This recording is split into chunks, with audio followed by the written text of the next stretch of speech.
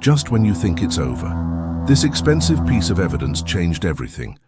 Chris Watts just dropped new names in a confession that investigators never released publicly, and the reason why might terrify you. He says, "I wasn't the only one there." Who are these others? Friends, co-workers, or someone far closer? The interview cuts off right before he says more, but a lip reader caught what he whispered next. And once you hear it, you believe what your instincts have been telling you. As a parent myself, this was one of the hardest and touching pieces of case I've ever had to research. Please subscribe. It encourages me to keep bringing you more details about this case. We are committed to bringing you the truth even when it's heartbreaking. Shoot, he's coming. He's like... Hey, Chris. Chris? Do you remember us? Yes. Yes. Dave? Okay. I see it. I just took a moment there. You Good look to see quite you. different. They, get the haircut every 2 months. So I just told them just to buzz pretty much everything off and all that. So. I'm trying to think, did you have a Yes. tea last time? Okay. They have like a little single blade razor, so I just kind of, like go past the stubble. You just kind of. Just do the best you can, huh? They just gotta go with that. Yeah. How are you doing? I'm okay. How about you guys? Good. Good. I did not expect to see this. That's for sure. Surprised. Yes. Well, let me put some fears aside. We're not here for what you might think we might be here for. Well, they didn't know what this a computer room. I was like, I didn't know we had a computer room. Without computers. Exactly. So you remember, I talked to you, Tammy talked to you, Dave talked to you. We're all from Colorado. And so the last time we talked to you was a different situation, right? Our investigation was open and your case was open. That's completely different now. So your case is completely closed. Nothing about what we're going to talk about today has anything to do with an open investigation. So we're not here to get more charges on you or get any statements from you that are going to jam you up anymore, right? That's all done. So all of our cases are closed and the court case is closed. So there's nothing that we're going to talk about today that's going to get you in any type of more trouble at all. And so I wanted to make sure you knew that's not why we're here. Okay. But why we are here. So the three of us work from 3 different agencies, right? Quite a bit different. CBI, FBI, and Frederick PD. Different goals. And the things that happened with you kind of all brought us together. And as the months have passed on since everything happened, we just keep in touch with each other and we keep talking to each other. And we've all separately kind of said, did Chris seem unique to you? And me and Tammy have talked about this, Dave and I have talked about this. Did Chris's situation seem different to you? And we keep having that conversation. We can't quite put our finger on it, right? We think that your life leading up to all of the things that happened were very interesting to us. And for me personally, I don't know if you remember, but one of the last things you told me was, "Hey Graham, I'm sorry that I started lying to you." And that stuck with me for the last couple months. It's been ringing in my head, right? I've never ever worked a case like this where someone told me that ever. And so as I walked away, I thought, Chris is different. Chris is a little bit unique in that regard. So in talking with Tammy and talking with Dave, I said, what did you feel like when it all went down? When we were there, when we were talking to you guys, and we all kind of, in our own different way and in our own different wording, said it all happened a bit too quick for us, right? So when we saw you last, we were talking about your family, about your parents, about everyone. And then the next thing you know, for me and Tammy and for Dave, all of a sudden some patrol officers came in and arrested you. And that was far quicker than we had hoped it would happen. And you understand why that happened, and we understand why that happened. But it left us with 1,000 questions that we didn't get to ask. And then even more importantly, I think it probably left you with 1,000 things that you didn't get to talk about with us.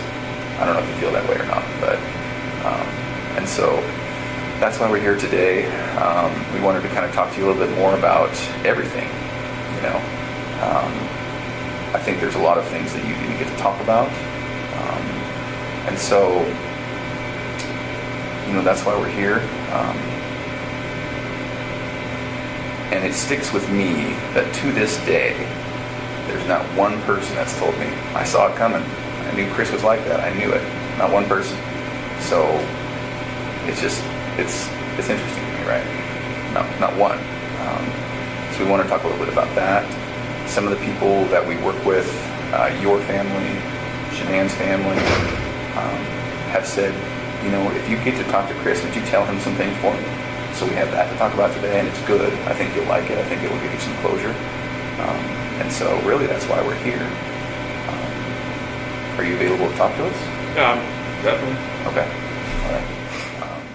Dear God, we remember Shanann, Bella, Celeste, and baby Nico. Wrap their souls in your peace and let their light keep shining through the darkness that took them. Heal the hearts still grieving and teach us to cherish life and love more deeply. In your mercy, Lord, grant them eternal rest. Amen. As an investigative reporter and a parent myself, this was one of the hardest and touching pieces of case I've ever had to research. Please subscribe. It encourages me to keep bringing you more details about this case. So off the bat, if you have any questions, just tell us. Okay. If there's something that you don't want to talk about, that's okay.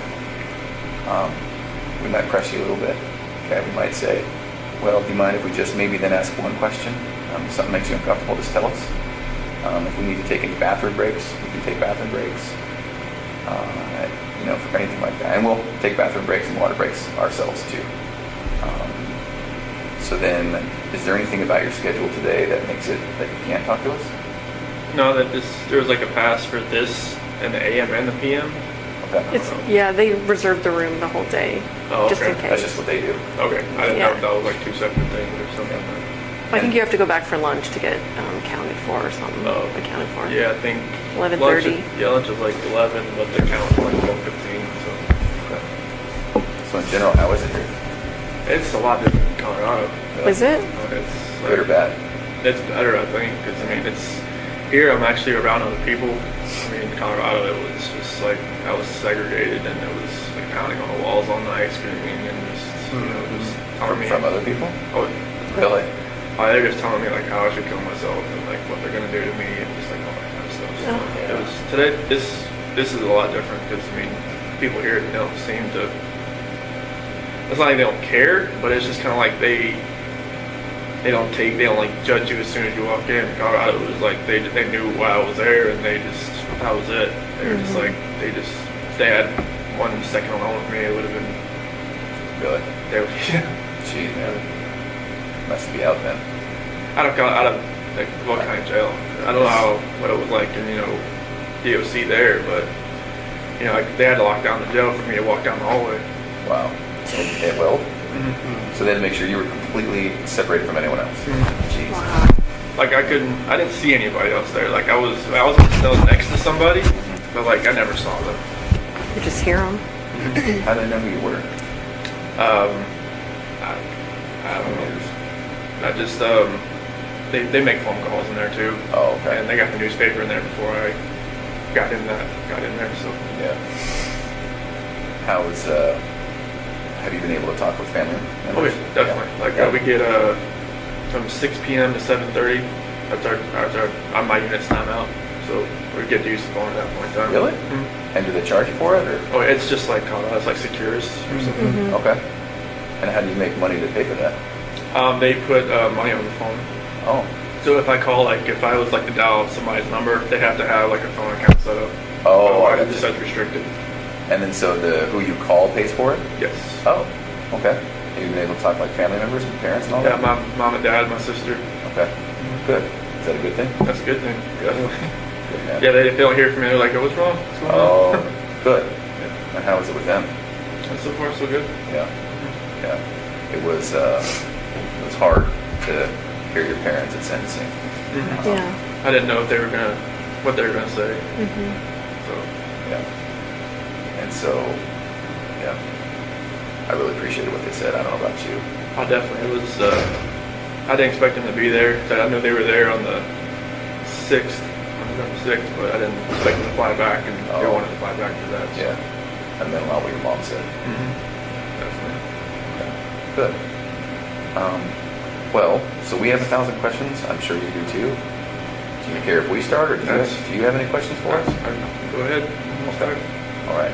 So one of the things that we're battling with is and I won't make any assumptions today. So, are you aware that this was a national story? After a little while, it was. I didn't talk to my parents while I was in Colorado. Okay. Because, I mean, my attorney team told me, all right, no phone calls, no letters, no nothing. Yeah. Okay. So, like, I made one phone call when I was in the segregation area there, but my dad thought it was, like, somebody, like a news, somebody trying to call. Oh. So he didn't answer? Yeah, so he didn't answer, but other than that, Okay. I didn't talk to anybody, but from what some of the deputies were saying that, or my attorney team coming in and said, this is like, they've got people from Australia, England, and all kinds of people trying to figure out what's going on. So, Did they send you any of the letters, like fan mail or anything? Well, I got letters, but I couldn't keep them okay. with me, so like I could read them like on my hour out. But it's like I got a bunch of just letters that had no return address and stuff that was just not very good letters. Yeah. So. Okay. They came from a weird perspective, didn't they? From what we had heard. Definitely. There was one person, I guess, from Broomfield that was like writing like 4 times a week trying to come visit me, and then there was just a lot of people like writing that was like bleed through markers saying, like you're a monster, or all kinds of crazy stuff. All right. Well, we're going to talk about some hard issues today, but I don't intend to take you to a dark place today. Okay. I hope that when we're done, you'll feel better. I hope it'll be therapeutic. We're going to talk about, obviously, what happened with your family, and so that's going to be hard to talk about. I appreciate anything you can tell me about it. If you need to take time out, if you need to get a tissue, that's fine, right? I think it'll be very good for you. It'll be good for us. And so one of the reasons I asked about that national attention is we were aware that you were getting a lot of letters, a lot of interest, and then us personally as law enforcement, we got so many people who claim to have known you, claim to have been with you, dated you, slept with you, and 99 times out of 100 they were just crazy people, right? And so maybe that's a good place to start. Had you heard about any of that? John Walsh, he told me about some dude from Wyoming. Yeah. Trent? Yeah, Trent. that guy. That blew my mind. I was like, who the hell is this guy? And who told you about that? Attorney John Walsh. Oh, okay. Yeah. Do you mind if we talk about him? Yes. Graham and I interviewed him. You had to? Yes. The waste of our lives. Yes. So Trent, in summary, Trent came in and said, met you online on a dating app, had a few, casual but quick sexual encounters with you. And let me be very clear. Not only are we not here to jam you up today, we're also not here to judge you. And if there is anything like that, you can imagine we've heard way worse, way different, So if it's true, I hope that you can just casually say, yeah, I mean, this happened. It wasn't as bad as he said, but maybe this happened. So his story was met online, met you, and it was a time when you were experimenting with maybe men. And so he said he met a couple times, met his friends, went to an apartment, had a couple of meetings in a parking lot, and then that was basically it. Any of that sound familiar? Okay. No, I've never met the guy. Okay. All right. Yeah, he talked about being in your truck with your girls, like the whole 9 yards. So. Okay. No. All right. I've never even been to Wyoming, let alone Okay. driven up there to see somebody. Yeah. And so this is maybe a weird question for you. Do you have any gay experience? No. Okay. Any interest? No. Okay. Never had a time experimented, wondered? No. Okay. Is it possible that he found you instead of you finding him? From what John told me, just found me on like a WhatsApp. Yeah. I don't even have that app. Okay. Never. I mean, you had my phone, so Okay. you could probably, Yeah, we know. you could probably saw what app I had. But I've never even heard of the app. But Okay. apparently, like he told me, like I met him through like a rehab center or something. Is that what he said? No, that was another guy. Oh, okay. Yeah. Yeah. Yeah, it was totally. I no idea. So did you see a picture of him on the news or anything? John showed me a picture of him. Okay. He was like, well, this guy, I'm like, John was kind of, making fun of like, you don't know him? Sure. Okay. I'm like, no. So you saw it and you were like, no way. Yeah, I was just Big like- lips. Did you see his giant Yeah, lips? I was just like, I have no clue who this guy is. And he's somewhat memorable. I mean, Yeah. If you met him or talked to him or got to know him, you might remember. He was kind of meek Yeah. but also a little bit flamboyant. Yeah, he did fake lip, or not fake lips, but injections. He was very into skincare and makeup. And he mentioned that one of the times, just as a gift, you got him some skincare products. Does any of that sound familiar? No. Okay. You can imagine all the stuff we're dealing with. Okay, so that's one. Trent Bolds. There was another gal that you were dealing with. Amanda McMahon. Have you ever heard that name? No. John showed me a picture of her. Okay. Oh, you did see a picture of her too? Yeah, he had like. Yeah, that's the same. True side. Does Does that look familiar? That's the same picture he showed me on the Okay. MSO one time. I was looking, I was like, who's that? He's like, oh, you don't know her either? Yeah. I was like, no. Yeah. He said it was like a Chick-fil-A parking lot rendezvous or something. Right. And that's just not true. That's what she's claiming. Okay. Only one been one Chick-fil-A in Colorado. That was the one in Broomfield, Highway 7. Okay. That was it. Okay. Do you feel comfortable enough today to tell us if there were other people? Yeah, it was just Nicole. Okay. Guess. And that was it? Yeah, that was Okay. it. As these people have come out, for the most part, we've not given their stories much credit. They're just crazy people who want attention. And so, but when that does happen, it does make us think, there may have been others. And so Nicole was the only one. That was the only one. Was there ever like a one night stand with someone else just out of the blue and one and done? No. Okay. All right. Do you mind if we talk a little bit more about Nicole? Okay, so walk me through it, because that was one of the things we never really got to ask you about. Right, we didn't just talk kind of about skipped that. on and talked about where the girls were, but so what happened there? So it was probably around June 1st or something. That's when I first met her. And it was just like a work conversation. That she messed with the gas meters that, we were out in the field. And I was messing up, and then, I took it to her like, hey, what's going on with this? Like, how do I fix it? And, after that, we just ran into each other a few times in the office, and I think it was probably the fourth time meeting. She had asked me, because like when we were talking back and forth, I would say, like we moved here from Colorado or from North Carolina and stuff like that, and then she's like, "What's all this weed stuff you come?" Like, I took out my phone and showed her a picture, like my girl's on the phone. It's like, "Oh, okay." She's like, "So you're like, yeah." Like, I didn't wear a ring at work because like I sent it off so I get refitted when I lost all that weight. So, but You lost so much weight that your fingers lost weight? yeah, it was literally like I was out in the snow one time. I went like that, and my ring went off in the rocks. So I was just like, I was panicking trying to find out like I can't wear this anymore. But so after that, she left me alone for a couple days, and she texted me outside in the field. And then after that, we just kept texting back and forth, and it was just just like like she used to work in a little rig out in North Dakota, I think. And we just kind of trading the stories back and forth about what we did and everything. And then one day it just kind of went to a different level. And then I never thought I would ever go to that level. But she was talking about meeting up after we got back from San Diego. We go to San Diego from the 22nd to the 26th of June. And we met up after we got back. And How did you guys meet up? at a park in Thornton. Thornton somewhere. And after that, we just kept seeing each other pretty much the whole month of July. So let me ask you this. You tell me if I'm wrong. You strike me as somewhat of a shy person. So when you guys were meeting, was it just kind of very initiatory, like flirting at first? Okay. From both sides? Yeah. Okay. It was just kind of like feeling each other out. It was kind of like, Yeah. And so texts, any calls? more near the end of June, Okay. And what makes you remember that it's June that it happened? because we called each other before I left to go to San Diego. Oh, okay. All right. At first, did you think something might happen? I just thought it was just flirting. I didn't think it was actually like something that would actually happen. Yeah.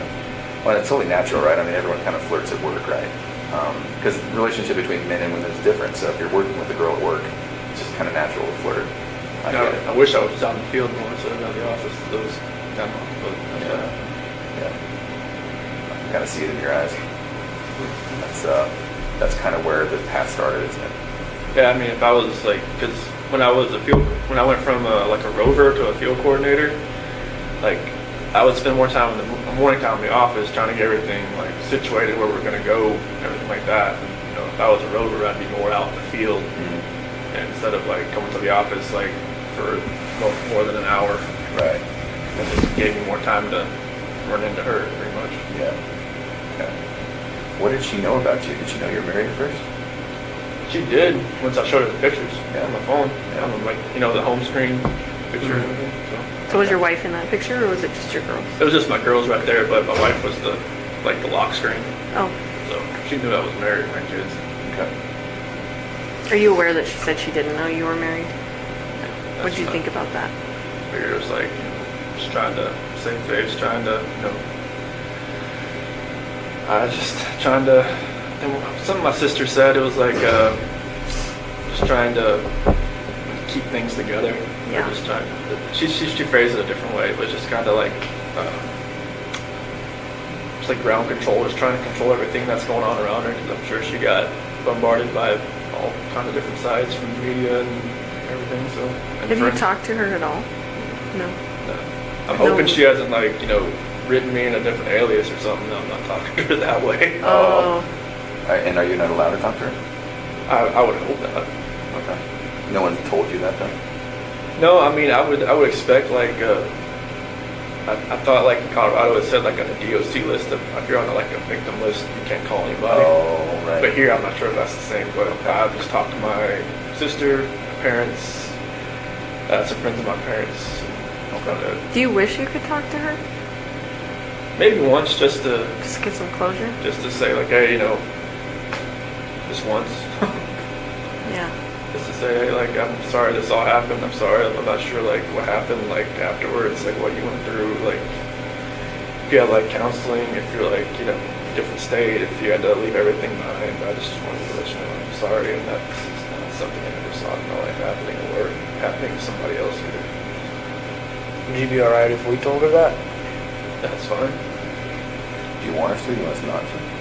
And if she would want to even talk to you guys, then I'm not sure if someone contact with her, but I'm sure she'd answer your phone call more than an attorney phone call that she didn't want to call answer. Yeah. Oh, so your attorney tried to call her and she wouldn't answer? Yeah. Yeah, because I remember her phone number, but after that they figured out, I guess, where she lived. They left a call, business card there. And she just, pretty much after like the 5th attempt, she said, stop coming around. Oh, Yeah. I'm sure she's getting bombarded like everyone else, so. And hopefully it's calmed down since, but I'm sure, like, I just hope she can, like, I'm not, there's like normalcy for her, not since she's on the outside, but I'm hoping it can get that way at some point. I'm not sure if she had to leave Colorado or not, but I'm sure, like, that would have been hard if she did. I know Anadarko was her dream job, so that's the one thing I always, like, asked my attorneys is, like, did she have to leave? Like, did she have to do anything at work? Because that was one thing, so she always told me that was her dream job, so. Oh, really? Yeah. What does she mean? Like an oil company in Anadarko is like, you know, I mean, unless you're working for like BP or like ConocoPhillips or something. Oh, I see what you're saying. Anadarko's like, you know, Those like big leagues. yeah. Okay. Can I ask kind of a tough question? Did you love her? I felt like it was true. Yeah. I think so too. I think it was the same from her. Yeah. Okay.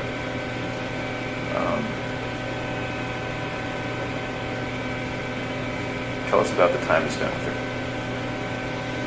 Well, I mean, it felt like it was, you know, I think like when you say like I was more like a shy guy, it's kind of like I've never like been pursued by anybody before. It's kind of like I was the one, you know, trying to pursue. Because like when me and Shanann met, it was like, you know, she was always like pushing me away, kind of like, you know. She was sick for a while, right? Oh yeah, she had just got diagnosed with lupus, and she was on like a bunch of different medications and stuff, and it was like, I guess I wasn't her type, And You weren't her type? I wasn't her type. Okay. Cause like she told me like when she first, because we had met. She told you that? Yeah. You're not I remember you telling me that. Yeah, it was like, when we first met, like, it was at a movie theater. And my cousin's ex-wife set us up. You were dressed like shit, weren't you? I didn't. I think that's what you told me. Yeah, I didn't know like that. They didn't have any games? So she was fancy and he was in like shorts and tennis shoes or something, right? Shoes and, like, I should have known the doorman, was in a suit. And I was just like, this isn't good. And like when Was it she at the theater? It was a fancy theater, right? It was Kinda? in Charlotte. It was called the Epicenter, and apparently they give you like champagne and all kinds of stuff. Oh, this is a fancy date night theater. Yeah. Yeah. I think Movie he came like he was going to a Like I was Cinemax, Like I was going to a bonfire. like a or something. AMC. Like a white theater? No, it was like you we Movie just watched theater? a normal movie, but it was like you can like drink champagne and like Yeah. have like a Jack and Coke inside the theater and just Yeah. sit there and just whatever. But like it's when she first saw me, she was like, I should probably just turn and talk to the bartender a little more. And she's like, no, I'm not here to meet. But yeah, like I was like persistent trying to pursue something. I liked her, and even on our first date, like I couldn't even eat anything really. I was just like, You're so nervous. yeah. Really? Yeah, she was just like, chowing down. And she was like, you eat like a bird. I'm like, oh, that's funny. And she talked to my parents like, months later. She was like, this guy just never ate. It's like, this guy eats like a trash disposal. I was like, no, not around me. I was like, well, I'm just nervous. I was just like, I was always like shaking and everything. But yeah, I was always pursuing her, and then just like finally I grew onto her. Like I would always like with her medications and stuff. I would always like she had like 8 bottles of medications, so I would always get like her day and nights and kind of like put them all in that little flip open Pill box. Yeah, all that kind of stuff. And I would always be around her. I even went to her colonoscopy. She said after that she knew I was like kind of a keeper. It's like who goes to a colonoscopy after 3 months with somebody? Right. That's a little soon. Well, she asked if she needed a ride. I'm like, yeah. She's like, you want to go colonoscopy with me? I'm like, sure, why not? Yeah. Like even sat with her while she drank that nasty stuff all day. Yeah. Oh. Where she's in the bathroom That's all a day? good test. that clear stuff that doesn't really taste clear. Yeah, but yeah, it was. I mean, it felt like it was a great relationship. Everything was great. Now you're talking about with Kissinger? No, with Or Tom with Elshon, and like in the first year, like my parents never. I don't know. My mom was always kind of hesitant. Why? I was the baby, I guess. I never, I never had a girlfriend in high school, so it's kind of like she never like really saw me like. Oh, interesting. So she's kind of watching her baby walk out a little bit. Yeah, because when I turned 18, I graduated. I never moved back. Okay. At home, so And my how sister old- moved back and forth all the time. So How old were you when you met Shanann? I was 25. It was 2010. So Okay.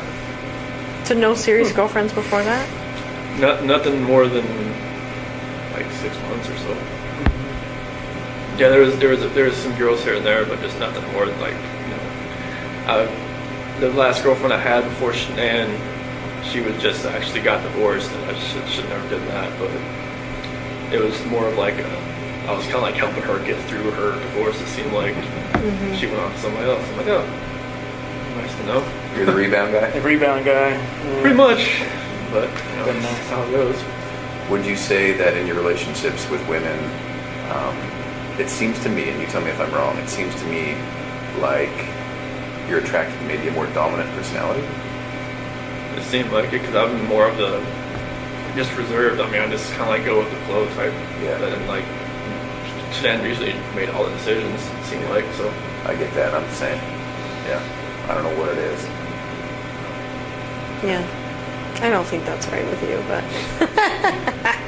So then, and I know it's hard to keep bouncing back and forth, but and one of the reasons we're here is we just keep telling ourselves, Chris just does not fit the mold. Chris does not. No. Like it just blows us away what happened, right? And so we will do a little bit of bouncing back and forth, and that's really just to get to know you a little bit better, because we never really got that chance, did we? We were Once or talking. twice. Yeah. Met you once. Yeah. Probably like 3, well, you remember 3 or 4 times probably. So then do you call her Nikki or Nicole? I would call her Nikki. Okay. I know there's so many Nikkis and Nicoles in this. Right, there is. I got confused. So we'll call her Nikki. Okay. So then with Nikki, was it different? It just seemed like I was more in control, it seemed like, and that never happened. And, like, she'd actually like asked me like my opinion on a lot of things and just like what I wanted to do, and just kind of like, okay. That was new, wasn't it? Very new. Oh, that's fascinating to me. And so did it feel more like an equal partnership, or? It seemed like it. Yeah. Okay. So then when it was date night, would you guys talk about it? Would you ask to go somewhere, or would she say, I want to go somewhere? Was it too fast? The first time we went out, it was to a movie over at the Orchard off the 144th over there, and I asked her like, "Hey, you want to go see this movie?" And like, she's like, "Yeah." I'm like, "Okay, cool." And we got there, it was sold out. And normally you'd probably just have just wait 2 hours, like just go home. But now she just wanted to walk around, and just talk. I'm like, okay. Oh wow. So that was different, and I think she wanted to go to the car museum, Shelby Museum in Boulder. I've never been there, and That's right up your alley. Oh, Mechanic. yeah. I was just like, that was awesome, just to walk around cars for like an hour or so. And then, drag race in Vandermeer. Okay. And I haven't been to a drag race since 2008. And that was in Charlotte. Okay. It was like that was the only drag strip over there. And it's like the NHRA, the Top Fuel, and fun car stuff. Like me and my dad used to grow up and just go there like all the time. And then went to camping in Sand Dunes National Park, and I'd never been camping. I always wanted to do it. Thought it was she'd done it like countless times. Oh really? Okay. She's outdoorsy. Yes. Okay. Yeah, she's I guess every time like she needed to clear her head, she'd just go by herself, just go somewhere. Oh. Yeah. But she's a completely new type of person and relationship. Yeah. Okay. All right.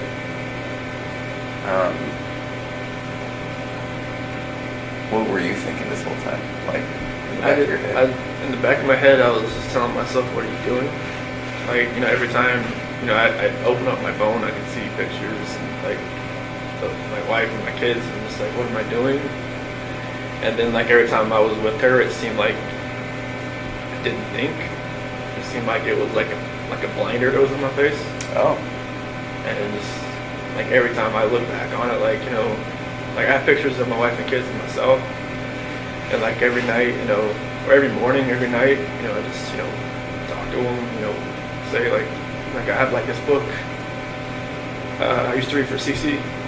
And I remember that book, so I read that to them, like, every night. And, like, there's some scripture and stuff that I read to them, so I just try to think back, like, I wish this never happened. And just like, I wish that blinder wasn't on my head, right in my eyes. That would have seen what was going on. Like, I was having, like, everybody said, oh, you're just out there having fun while your kids, or kids and wife are on vacation. I'm just like, no, it wasn't like that. But it seemed like that's what it looked like when, when you're going, when you're going to camping, you're going to drag race, going all that other stuff that you have fun doing, but you're with somebody else. It's not your family. It just didn't seem right. With her, it just didn't seem like I could even see that anymore. And I was there at her house pretty much every night. So it was like I didn't have that time at home just to really think about anything. Because literally I didn't, I was only at home from, when I got home from work. I worked out, I ate dinner, and then I went over to her house. I never slept in my house from, the whole month of July. Now, talk me through that though. When you said you went home and then you were at her house, was that while Chanel was gone? Oh, okay. So you weren't even at your house. No. This all happened so quickly, didn't it? It was insane quickly. I didn't, she even told me, she would never, in, a normal relationship, she would never have somebody over at her house, more than, once or twice a week, but she felt like she wanted me over there. Yeah. She said she felt comfortable over there. Yeah. So it's just, that's what was different, she wanted me over there. But I just wish that all that would just go away. I just wish I'd almost like I know it's hard I know it's wrong to say I wish I'd never met somebody, but I wish I'd, maybe met her at work and then just kept it that way. I think if we had a time machine, I don't think this would happen again. Because some people, when this happens, you're like, well, if it wasn't this time, it would have been next time, or it would have been the next time. It just wouldn't have happened with you, would it? And it happened so quickly that you tell me if I'm wrong. You're not the type of guy to take control sometimes when you need to. Yeah, it seems like that's just what happened. Yeah, I didn't take control of the situation. It was like the situation controlled me. Right, it just happened. No, I get that, man. I'm somewhat passive myself, and it's like, there's situations where I'm like, well, why did I let that keep going? Yeah, I don't know why. It was like a roller coaster ride that I just kept punching the ticket on, and I just never could get up. Yeah. Can we talk about the hardest subject? So when we were talking, the last time we talked, the last thing we talked about was where the girls were, but we never really got to talk about that night. So what happened? So nothing really happened that night. It was in the morning. Okay. It was, me and Jeanette, she got home like at 2 o'clock. And, I felt her get into bed. And I just felt like I didn't feel it. I just made sure I looked at my phone at 2 o'clock and make sure she's okay, she's in there. And I could kind of feel her kind of stirring around a little bit. And I just had a feeling that she knew like what was going on. Because obviously I didn't use like an NRCO gift card, that I'd gotten. I'd used my actual credit card, and I kind of just felt like she knew what was going on. And she started rubbing her hand on me, and we ended up having sex. But I guess that was more like a test. Oh, I would have thought. Interesting. Okay. Yeah, because when we talked, when I woke up later on in the morning, like, I pretty much, told her, like, I didn't think it was going to work anymore. And she was like, what happened? What was last night? So I figured that's what caused the test after I've gone through everything in my head. That makes sense. And she just told me, like, to get off of her. And she was like, I knew there was somebody else. I knew there was somebody else. I knew there was somebody else. I couldn't bring it up. I couldn't just say, yes, there is somebody else. But then she's like, you're never going to see the kids again. You're never going to see them again. Get off me. Don't hurt them. And then, is that what you said? Because like when I climbed in bed, that was pretty much like on top, pretty much like straddling her kind of deal. Okay. And she thought I was gonna like, hurt her or her baby or something. So, because she knew that, like, something had happened. She thought I was just trying to, just check out or something. So, and then that's when that happened. I know it's hard, but do you mind if we talk just a tiny bit deeper about that? So she comes home. She touches you. You guys have sex. It seems like she's doing her test, which I understand. It sounds like you do too. I'm sure, like, Nikki or not Nikki, Nicole Atkinson or Cassie probably told her, That's what I was thinking, right? They talked about it during that whole weekend. More than likely. That's my parents told me there was like going through like text messages. It's like all like pretty much they all kind of just told her he's with somebody else type of deal. Yeah. And she spent a lot of time with the gals. And that's what they did probably all weekend is talk about it, give her advice. I think that's what we found from, right? Yeah. Okay. So she comes home. You guys have sex. And then did you fall asleep between then and going to work? Yes. Okay. So then at some point, does she wake you up or is it you waking up for work? My alarm was. Oh, okay. And you're going to work out. Mm-hmm. But then that's when she started wanted to talk more. She was pretty mad? Okay. Yeah, it was, I had already kind of knew that, using that credit card, it was. Was that intentional? Yeah. I had no other way to do it. Oh. I used like because I got these Anarcho gift cards from like doing good stuff at work and stuff Yeah. like that, and I'd use them all. Oh. Was part of you just like, screw it, whatever, I don't care, I'm using this card? Part of me just wants to say, Nikki, can you pay for this? But I don't know. Yeah. Even I think from my attorney said she even noticed I used a different card, like a blue card. Oh. Maybe she thought, like I felt comfortable enough just using a normal bank account or something. But I told her I was going to Iraq, and I told you I was going to Iraq. Yeah. It was just like,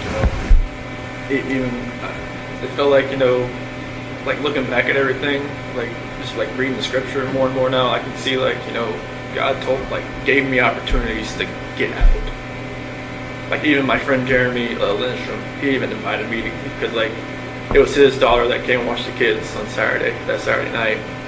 And he was like, hey, you said we're going to a Rocky game, you want to go to me with the Bronco game and watch the Arizona Cardinals? Like, in my mind, it was like, go. Just say, hey, I can't find a babysitter. Bye. To Nikki? Yeah. And maybe that would have been like, like a light switch in my head goes off, light switch in her head goes off, maybe it just like goes different directions. That was kind of like my last like opportunity to kind of get out, it seems like, because I wish I would have said, yeah, let's go. Yeah.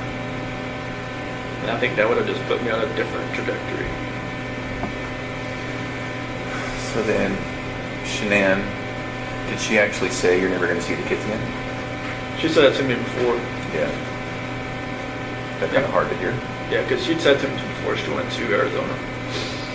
Because like I wasn't really sleeping in the bedroom, I was sleeping on the couch or in the basement bed or something, and like she had slammed the door, you're never going to see the kids again.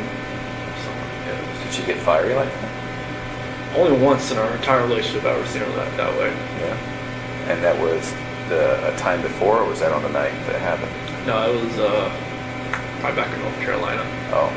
It was just like one of those, it was just a fiery argument that I never raised my voice to her or anything, and like, I just got mad and I slammed the door, and she's like, I'm like, I should have slammed the door. Was that when you were in North Carolina that last week? No, it was like previous to this that? is like 2010, 2011. Oh. It was like early. Okay. In her old house. Before kids? Yes. Were you dating or were you married at that point? Dating. Oh. Yeah, it was just like I don't remember what it was about. I think some girl maybe texted me like from my past or something, and like I was just like this, and she was like, don't have that happen again, and I'm just like, I can't have friends. Right. They're females. Like I don't even talk to this woman anymore. Right. And it was just like, nope. Was she fiery? Did she have that Italian blood that her mom has? Good Lord, yes. Was she always like that, or was she? Did she snap at things? She would snap at me, but you could tell, like, something really irked her a little bit. Yeah. It would come out. 0 to 100 type thing, or what? 0 to 200. Oh, interesting. She gets acclimated about something. She's like, all right, it's gonna happen. Well, that's why she was probably so successful at Thrive, right? Oh yeah, like she had done a couple other like direct sales business, but this one was just like, it was different. Why? This one, like, because I think she had done like Origami Owl and like something called like It Works, and then like other couple other things like some bags and stuff like that. With the supplement stuff, but just because it worked with her, it worked with me. She's like, okay, I can kind of like use this as like, all right, this is what it's doing for us. Yeah. And then like after a little while, like she could see how like people are above her, how it was helping them, and then it was just like trickle down effect. And it was like a good system about like commission wise and everything was just, she could use all the business IQ she has from running those cell phone shops and from the Dirty South custom shops and all that. I mean, she's business minded. Yeah. She knows how to do a accounting book like the back of her hand. So it all just like fell into place with all that. So then on that night, was it just a new type of fight? It was Never had, or what? What happened? Yeah, it was a totally different type of fight. It was like, it was just felt like don't know, it was more anger than anything else. Like there was emotion to it at first, and then it just felt like it was just anger. It was just like, you know, like there was no love there. It was kind of like what we were saying, what she was saying. It was just like it's almost like we knew like something was combating at each other, and we didn't know. Like it wasn't ourselves. Really? No. Anger from you or anger from her? I think it was more anger from me and more like desperation from her because she wanted to fix it. Yeah. She knew something wasn't right. Like, you know, like when the whole thing with my parents happened with my parents called it Nutgate. What happened? Nutgate.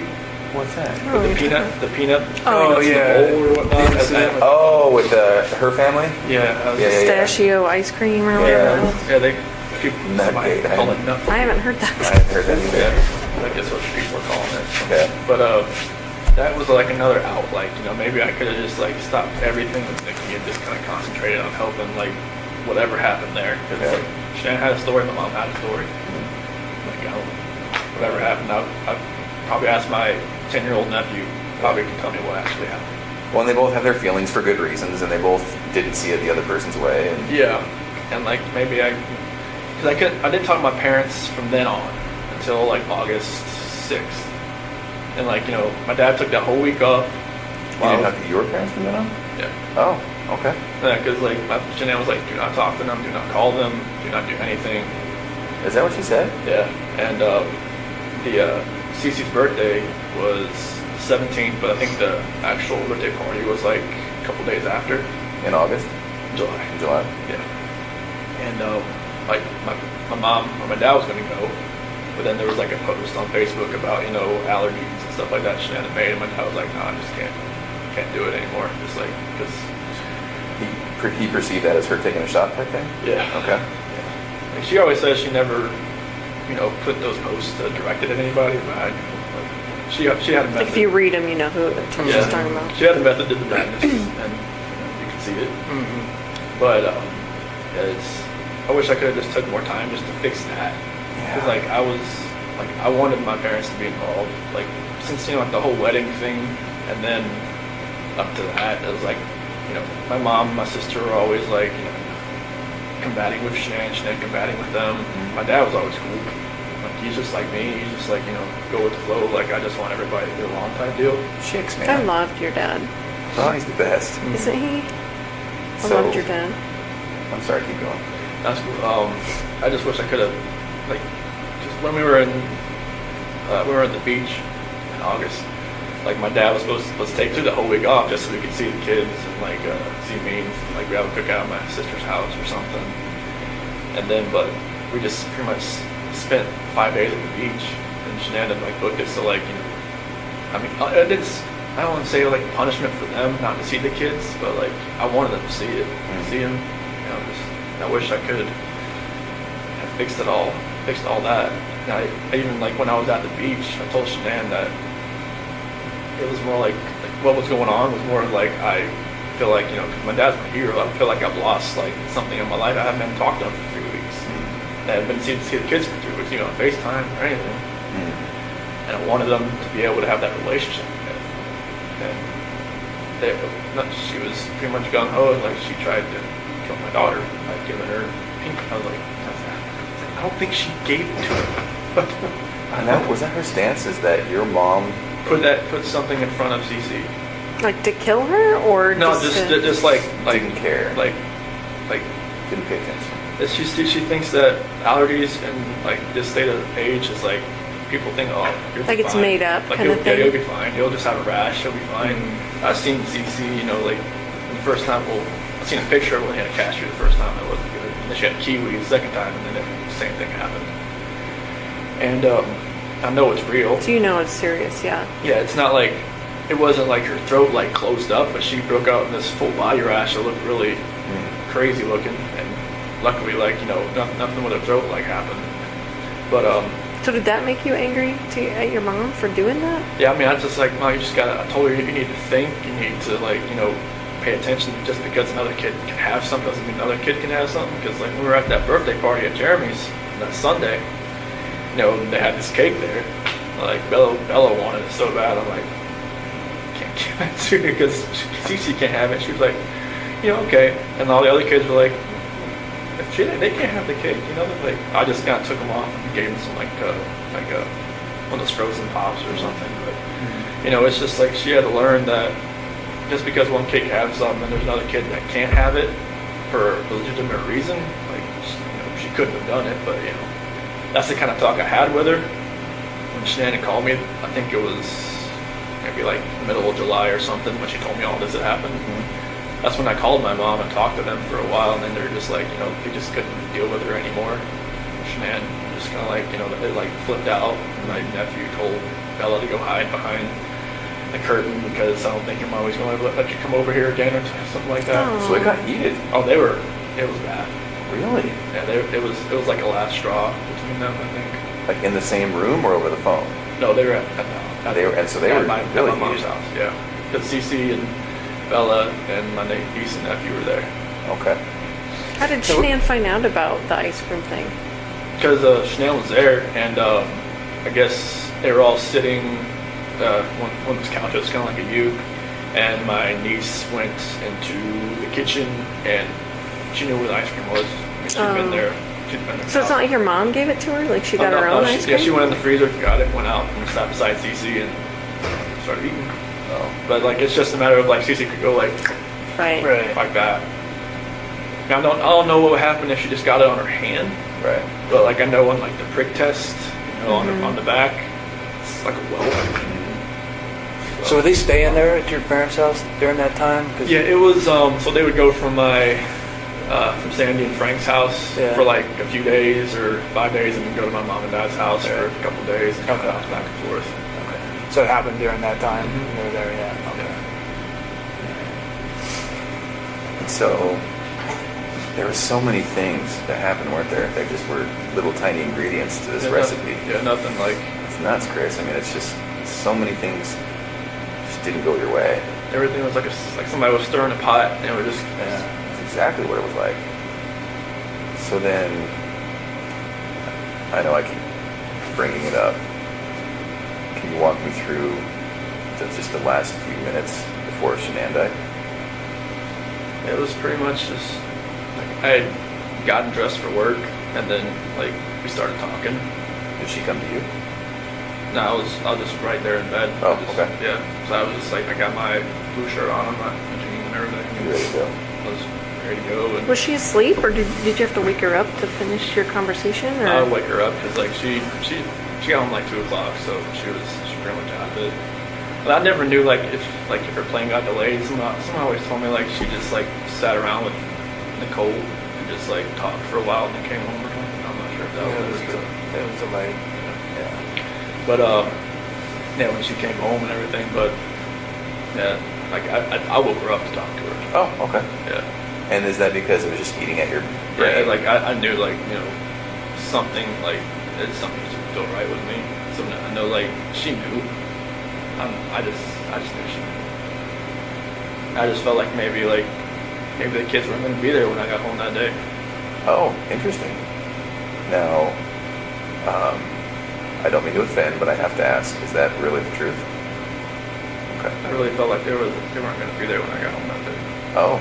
And Like so, she would take them somewhere? No, I just felt like either maybe I wouldn't go home, maybe they weren't going to be there, or I wouldn't be allowed in, type thing.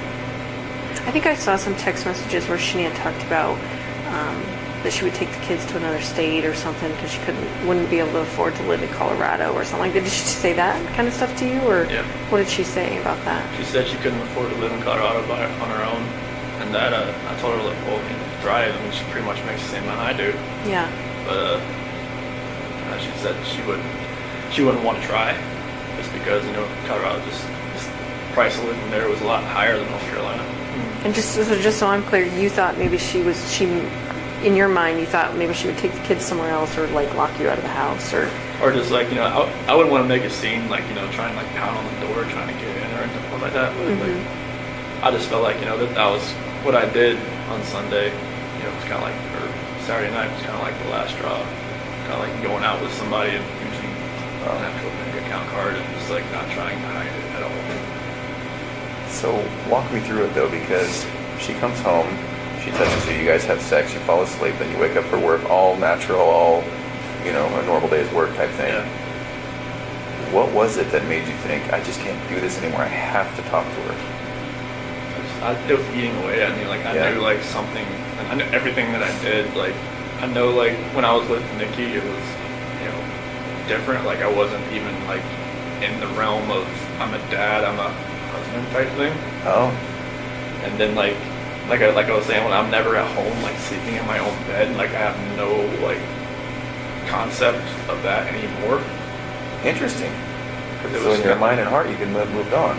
Like, it kind of felt like if I wasn't at home, like, I didn't think about it, almost, because, like, if I wasn't sleeping on my own, like, I think there was at one point, like, Nikki had gone to the mountains with her friends for, like, a few days, like, into June, first part of July, and then, like, that part, obviously it was home, but, like, from that whole month of July on, it was, like, I was never at home. Like, I never had all those reminders around me. I never had, like, every time my wife would call me, I would be at Nikki's house. Oh. While she was in North Carolina? Yeah. Okay.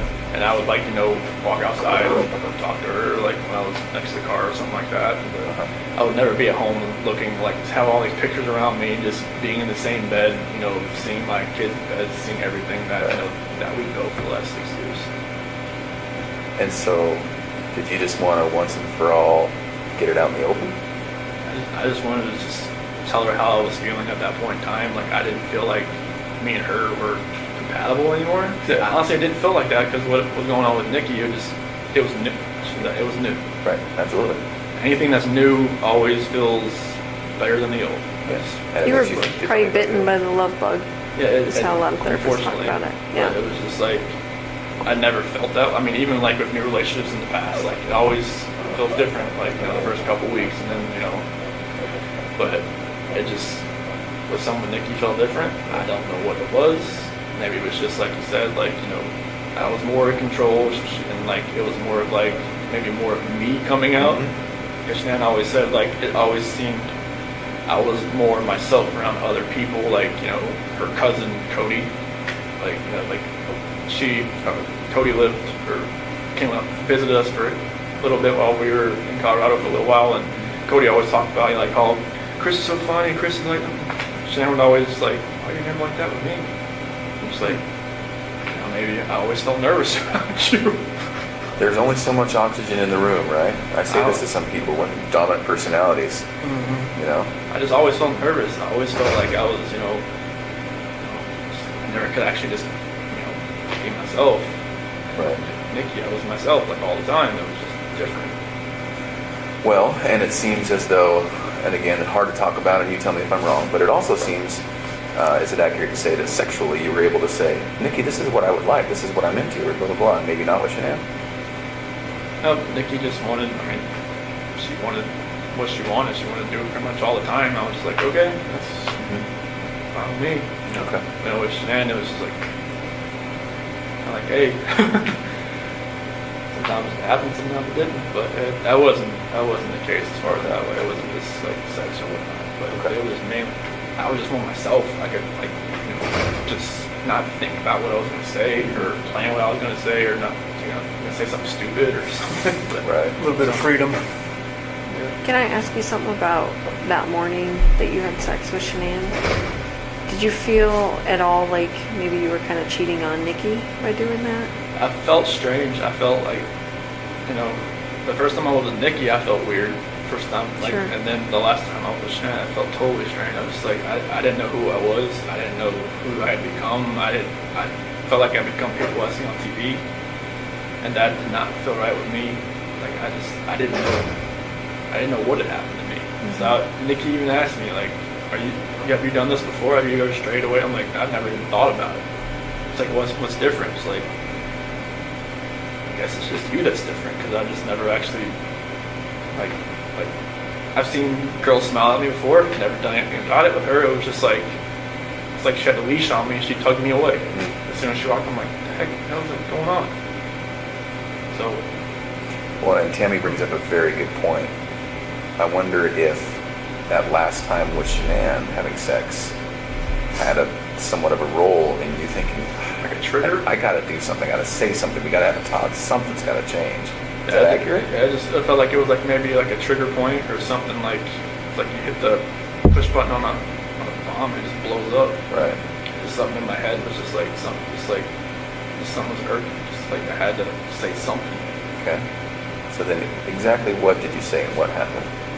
So when I woke her up and just like, hey, we just gotta talk. Okay. And just like I told her, I don't feel compatible. I don't feel like this is gonna work. I just, I don't wanna, like, can we cancel the trip to Aspen? Because she had booked a trip that week Oh. to go to some like mystery 4-star luxury hotel or something. Just the two of you or the whole family? Just me and her. Okay. And she had Amanda there and then watch the kids that weekend or something. Okay. And I was just like, can we cancel that? Can we like do something? Like, from what I remember, I even said, can we move to Brighton just to get away from like this house? Oh. But like, I'm not sure if that was like in the beginning or the end of part of the conversation or whatnot. That conversation went so many different ways. Like they had gone from like staying together to not staying together to just like all of the above. Okay. So this is half an hour, what? Definitely not more than half an hour. I don't think. Okay. I don't think. Are you crying? Is she crying? It's back and forth. It's like, she's got, mascara. She didn't wash her face when she got home. She had makeup on still, so mascara was running all over her and stuff like that. And yeah, it was nothing about that conversation. I just wish I could take all of it back. Just the whole Nikki thing back, everything. But So then when did it turn? as far as that conversation, just at the end when I was telling her, like, I told her I didn't love her anymore. That's when it happened. What happened? She told me to get off her, and then I put my hand on her. Okay. Did you say she said something like that you were hurting the baby or something? That was before that, because when I was straddling her, it was kind of like around her waist type deal. Why did you get on her like that? I just, when we got on the bed, that's just where I got on. Is that so she would listen to you? I felt like she could probably listen to me just laying beside her, but I got on top of her. And every time I think about it, I'm just like, did I know I was going to do that before I got on top of her? I don't know. Really? That's an interesting thought, Chris. You don't know if you knew. Just like everything that happened that morning, I don't know, like I try to go back in my head, I'm just like, I didn't want to do this, but I did it. And everything just kind of like, Felt like you had to? it just felt like it was, I don't even want to say it felt like I had to, it just felt like there was already something in my mind that was implanted that I was going to do it, and I woke up that morning, it was going to happen, and I had no control of it. You never thought about it before? It was just like, I don't want, like when, like you said, like in the sentencing hearing, that prosecutor said it takes 2 to 4 minutes for something like that to happen. Like why couldn't I just let go? I didn't. Oh, that's interesting. Why couldn't I just let Was go? it feeling like it was in motion and you just couldn't stop it? Yeah, it was just like, I don't even want to know what she saw when she looked back at me, honestly. Did you look at her? What was she doing? She wasn't fighting. Why do you think she wasn't fighting? I don't know, maybe she was praying, maybe she was just... Now I read the Bible, it said, where the scripture says, don't forgive these people for they do not know what they do. Maybe she was saying that, I don't know what she was saying in her head, but she, like when you guys told me, like, take off your shirt and check for defensive wounds, and there wasn't going to be any.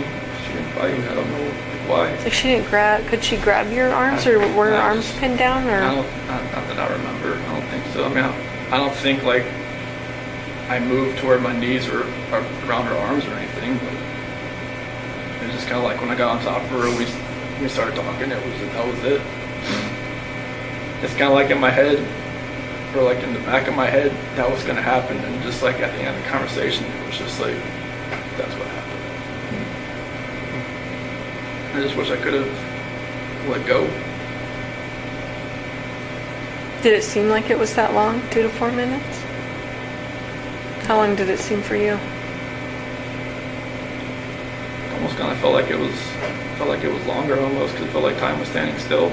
It's kind of like I just saw my life just disappearing before my eyes, but I just like I couldn't let go. It was like somebody else, like if you picture somebody else around you, holding your hands, holding you, keep you from not letting go.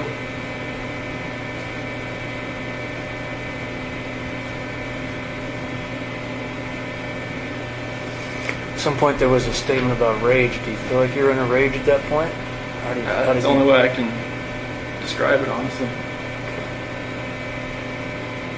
Like a snap or something. I mean, I know. I guess my attorney had said like some, strangulation is more of like a, I don't know, passionate type thing. I'm just like, I don't know how that could be passionate. It's just intimate because you're right in there, Yeah. using your own hands. It's a lot different than someone standing across the room and you shooting them or something like that. So I just felt like somebody was like behind me, and just like, I just couldn't let go. It's interesting to me because there was a lot of things in your life that were like that, right? Where you're just like, maybe felt out of control, or maybe felt like, I don't know why I couldn't take a step back, or, like even when you said, when your buddy was like, let's go to the football game, you wanted to say yes, you just couldn't. Yeah, I wanted to. Like, I haven't been to a football game since North Carolina, so I was just like, yeah, sure. Like, I wanted to say that. Yeah. I wanted to just text me, hey, babysitter fell through, can't go. So, then what? Just,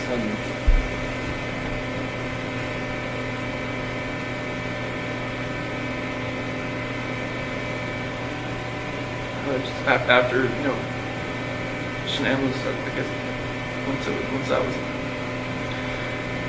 she was gone, it was just like I didn't know what was going on. It's like it was like a traumatic, I don't know what you call it, traumatic event type, and everything, and like I was shaking. I didn't know what had happened.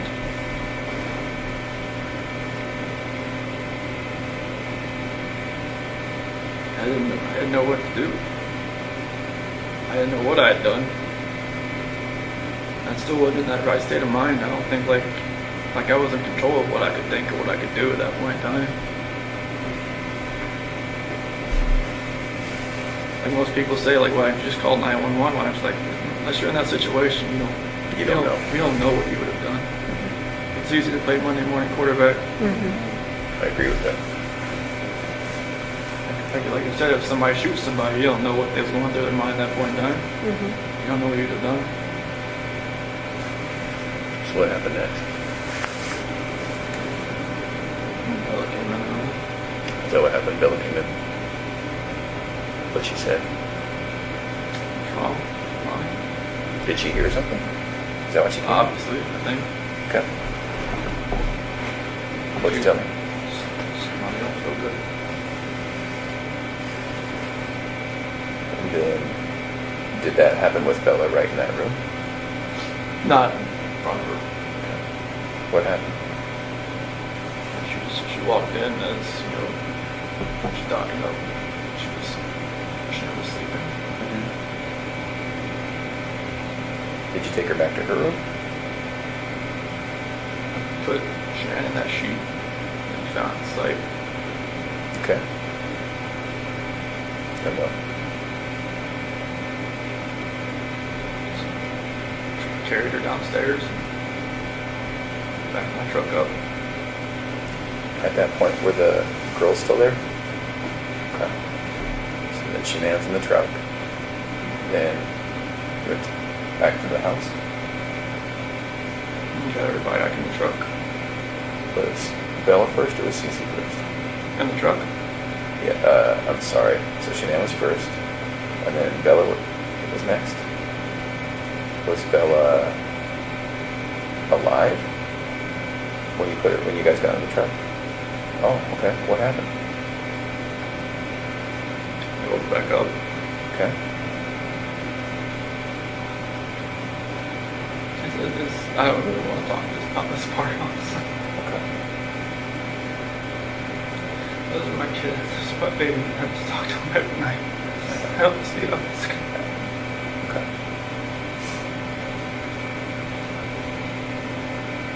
Every time I see pictures of them, I don't know how this could have happened. And being a dad was the best part of my life. I took it all away.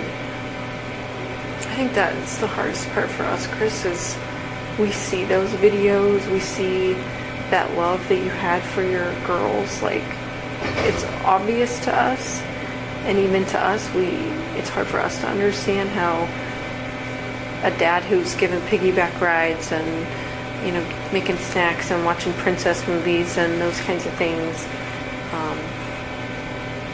how you get to that point, you know? I don't know. Like I said, it was just like something else was controlling me that day. I had no control over what I was like to fight back. Yeah.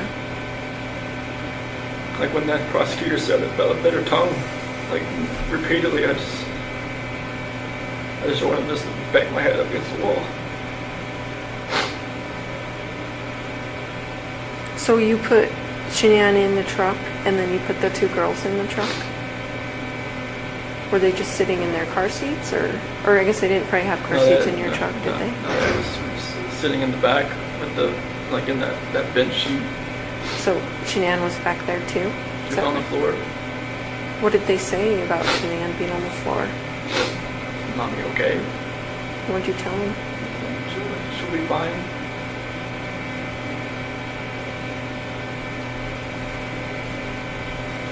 Did you have their stuff with them, like their toys and their blankets and stuff?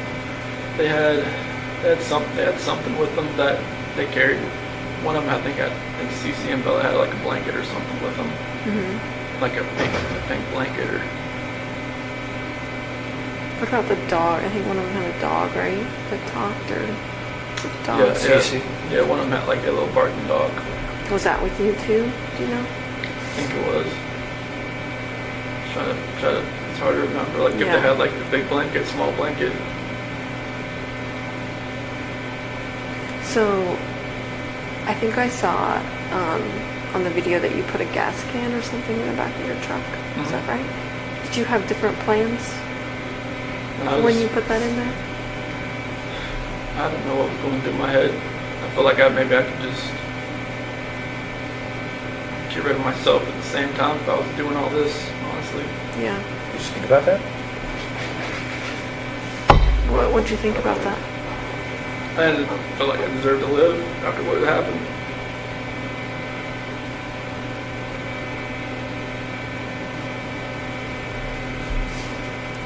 Was there any thought to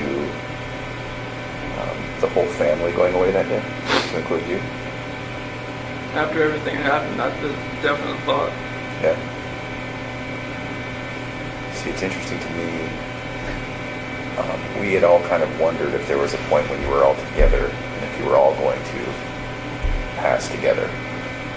That to me makes sense because that's, even though it sounds crazy, that's what a family man does, right? Family man doesn't do what he did. No, I know.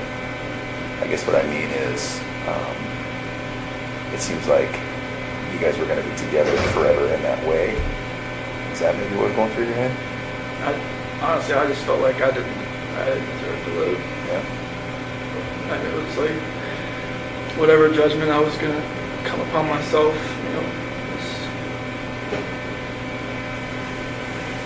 I just didn't deserve to be on this earth anymore. What happened?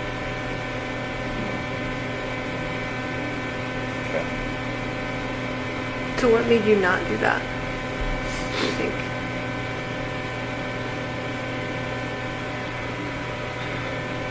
I don't know if it was just more of like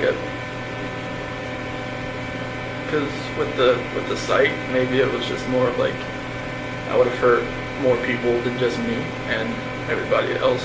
Like, I know there's other people out there, not like at the site, but other people like maybe out in the area. Like,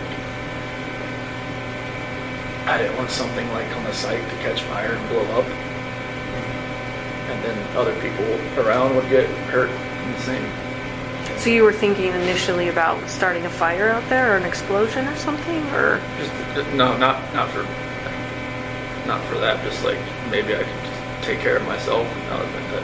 How? Gasoline, that's the only thing you do. I mean, I don't have a gun, I don't have anything like that. It's not like you can just commit suicide that way. But it's So just just like, to blow yourself up? I mean, it was just, I wasn't thinking. Yeah. Yeah. I don't have weapons. I've never hunted before in my life. I don't know nothing was right that morning. Yeah. I remember you kept telling me that. You kept saying, I didn't know what I was doing, Tammy. I didn't know. Like, Yeah, when you asked me I about the remember- sheet, like, what were you doing? Like, I don't know what I was doing. Yeah. I think you were just like in automatic mode, or it seemed like. So did you drive straight out there? So what were you thinking on the way out there?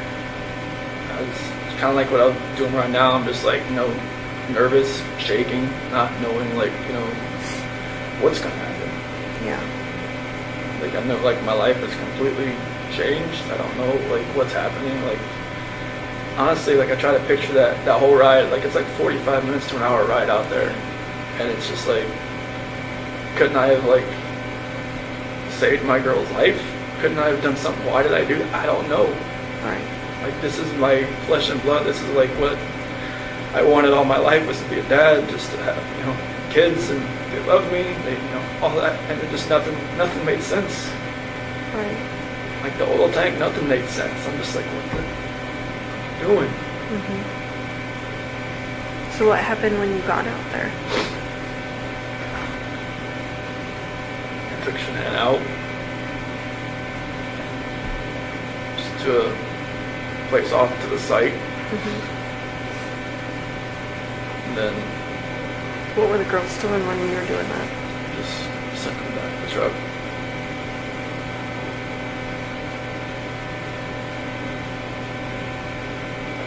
And then what happened after that?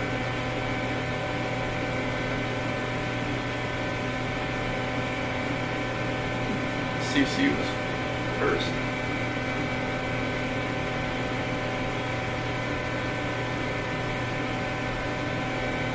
She did have a blanket. She had a blue blanket.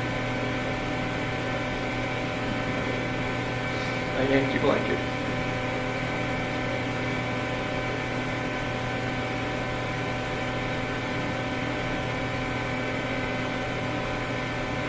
So was she alive when she went into the oil tank? No? I put the blanket over her head. And that's how she passed. Couldn't breathe. I put the blanket over her head. I didn't want to. No. I strangled her right there in the back seat. Okay. What was Bella doing? She's sitting right beside her. Did she understand? Did she know what was going on? She didn't say anything.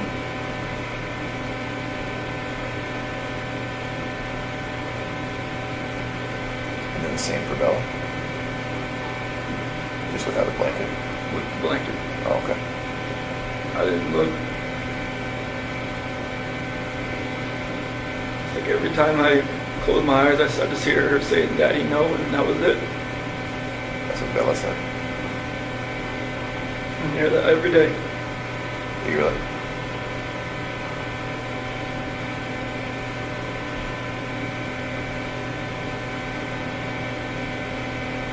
Sorry, man. Sorry doesn't take anything back that I did. I know.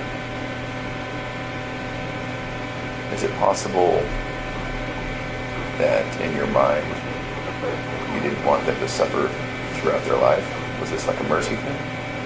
I mean, you can say that like after the fact, but it was just like, I don't, You didn't feel like that during it? I just didn't, it felt like it was just like an anger with Shanann, with everything, that I was just taking it out on everybody that was in front of me that morning. Yeah.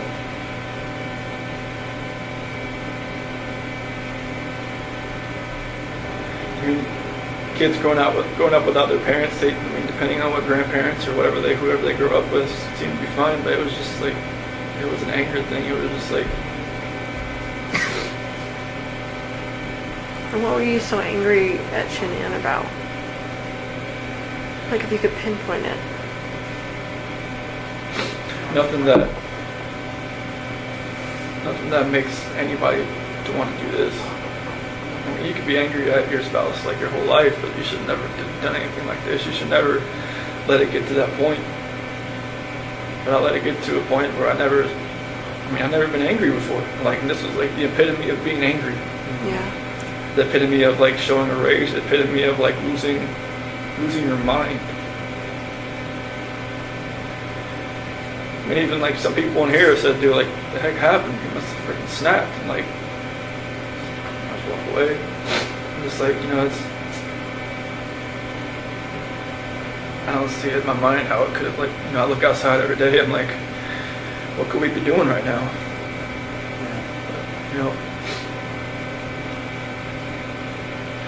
Right now I'd have a 5-year-old, a 3-year-old, and more than likely a 1-month-old son. And a beautiful wife. And just like, right now it's just me.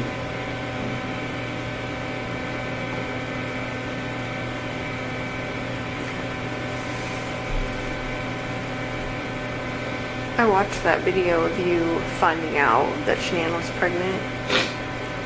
You don't seem excited. You seem like kind of in shock. Scared. And yeah, like, oh fuck. Like, Well, it's already complicated and now this. Well, it's like, when we had talked about it like a couple weeks, it happened like with Bella, it was like, we almost gave up trying. And then she bought me like a supercharger for my car. And then with Cece, it was like, we had to try. And then finally, but with Nico, it was, once or twice, and then like 2 weeks later, she's pregnant. Is that what happened? Yes. It's just like, it was more of like, surprise, scared. I'm like, wait, what? Like, we just talked about this. Like, people have brought up the fact, like, oh, she was probably pregnant before, like, you guys even talked about it. I'm just like, no. But like, yeah, it was insanely fast. I give it that. Like, that's the only reason I ever gave that notion, like, even the moment of thought, because it was like faster than any other time that she'd gotten pregnant. You just didn't seem happy. Like, you know what I mean? Like, Yeah, I don't remember the video much. I know she was wearing like a "Oops, we did it again" shirt, I think, and I was walking with my cooler or something. I don't remember like my actual like reaction, like watching the video, but like I could see her probably see like didn't seem like he was jumping for joy type thing. yeah, it didn't seem like that. Did you watch the one of when I found out about Cece? Oh, No, okay. is it totally different? Yeah, it was. Yeah. Yeah, it was because Bella was in the crib and it had an eviction notice on the. Oh, yeah, I on think the you crib. told me about it. Yeah, I never saw it though. Yeah, I picked up Bella and spun her around and whatnot. This time it was just me and Shanann, and she was in the kitchen. I don't know, like, I don't forget what date it was, maybe like June 3rd or 5th or 7th, I'm not sure like what date it was in the video, but maybe I already felt guilty about talking to Nikki at work. Yeah. Maybe that was going through my head. Is that the potential timing? Does that make sense? Okay. I don't remember the video, what day the video was, but I knew like I'd kind of met Nikki around like June 1st. I knew like she told me like afterwards. When you say met her, you mean like went on a date with her? No, I never went on a date with her until she was in North Carolina. Oh, okay. Just like flirting stuff. Yeah, I mean, there was natural flirting back and forth, and I was just like, I knew that like with that video timing, I probably just looked like I was like, felt guilty for even talking to my girl at work. Well, you probably did, right? Yeah. Did you guys fight before, you and Shanann? I know you talked about like not really raising your voice and stuff. Was there? Because I want to say, didn't a neighbor talk about them fighting and stuff? Yeah, but that was embellished and exaggerated, and he retracted that. Oh, he ended up doing that? that? Yeah, he retracted that, so. Did you guys ever fight? Did you ever? No, I mean, Was there any domestic violence in your house? Like, No, like we never. this is strange to us to Even have. from her to you, I mean, Yeah. she gets mad when she's pregnant and grabs a knife or No, like I mean, scratches you or smacks you around or nothing? No, she'd never like nothing. Okay. That's what makes all this even more hard to understand from my standpoint, and from yours too. Yeah. Did she ever belittle you at all? Did you ever feel that way, maybe? What was that? Did she ever make you feel like she belittled you, or you felt belittled by her? I mean, there's always points like in a marriage where like, you know, the dominant person like, you know, takes control of everything. But like, you know, I was just, my whole life I just kind of went with the flow. Like I never like put myself in the center of attention. I didn't want to be. Yeah. And I just wanted to be in the back row. So I mean, if she did belittle me, I couldn't pick an exact point or time. So you never really felt that way, right? No, I mean, I mean, I always knew I was like, you know, the introvert, and she was the, you know, she took control of most situations. Like when people came over, like, you know, I knew what my role was. Yeah. Like I watch videos of like cooking, you know, or she'd make like power balls, or you know, or like protein balls or whatever. Yeah. You just don't seem like you want to be in those videos. No. Like I feel like you were being forced to be in those videos. And correct me if I'm wrong, but Yeah, that's what it seemed like to me. I hated being in videos. I mean, I did it for her, because it was for her business and stuff. But like it was, you know, I hated just being out for everybody to see. That's why like the whole like the gender reveal thing, I was just like, I didn't want it to be like some live Facebook video. I'm just like, no. Yeah. But like I never wanted to be out there. Yeah. I know, I'm like, Well, even when she was, because we talk about this a lot, Tammy and I and Dave, even when it was, you know, I think it was Florida on some Lavelle or Thrive thing, and she's like, here we are, and it's all expenses paid, and I was like, I remember looking at you and thinking, like, he is not into this video right now. No, you don't look into any of the videos, I'll be honest with you. I wouldn't be either. Yeah. That's not me. Yeah, I get it. I don't know. I mean, I remember you talking about, like, she would even post stuff for you. Like, Oh, yeah. because you're technically a salesman, too, of Lavelle, of Thrive. That's, 'cause, like, she put me underneath her, and that, like, anything, like, any of my friends or stuff, like, anything I do would help her. Right. So it was just, you know, I would send her pictures. Like I should take a picture with your patch. I'm like, okay, send it to her, and then she'd make a post about it. She was like, oh, you need to take more control over like your business and stuff. I'm just like, I don't know what to talk about. Right. Like if I wanted to talk to somebody at the mall or at the pool or somebody about this, I just stumble all over my words and just like they'd be like, okay, bye. But no. Yeah. Yeah, I'm not the salesman. I mean, she could sell everything you're wearing back to you, Right. and you wouldn't even know it. Like, wait, I just paid $20 for Right. this shirt. I paid $20 for it. Yeah, those videos were not me. I did it just to support her. You know, like she would always say, "Oh." Could you tell her no? Could you say, I don't want to be in that video? Or was that an option? Probably not an option. I mean, it's like, you know, she would have been like, "Oh, what? This is to, you know, help our family. This is for, you know, to help this and that." You know, so I couldn't have told her no. I mean, it would have made her mad. I would have been like, no. I wouldn't want to start that just because it's for the business, it's for the family. You know, I was just going to try to help out wherever we can. Right. Did that actually make money? Mm-hmm. So not only just more sales, but it actually put money in your guys' pocket? Mm-hmm. Okay. And she made probably in that last year, probably as much as I did. On commissions, basically? I mean, I know that's a simplified version of it, but... Yep. I mean, it's they don't take taxes out on it, so. Right. So that was like the good thing, and they paid for your car. Mm-hmm. So. Did they give you an allowance or something to buy a car? Yep. If you're a certain level, like a 12K or above, they give you a car allowance once a month. I'm not sure how they made money. The owners doing that, but they did. Yeah. Unless there's just like an insane markup on the product, which I guess there is. Probably is, yeah. I'm not sure how much it costs for them to make it. Yeah. Did you feel like a different person wearing those patches? Especially like the Duo, the Burn. I mean, like the Apple Watches.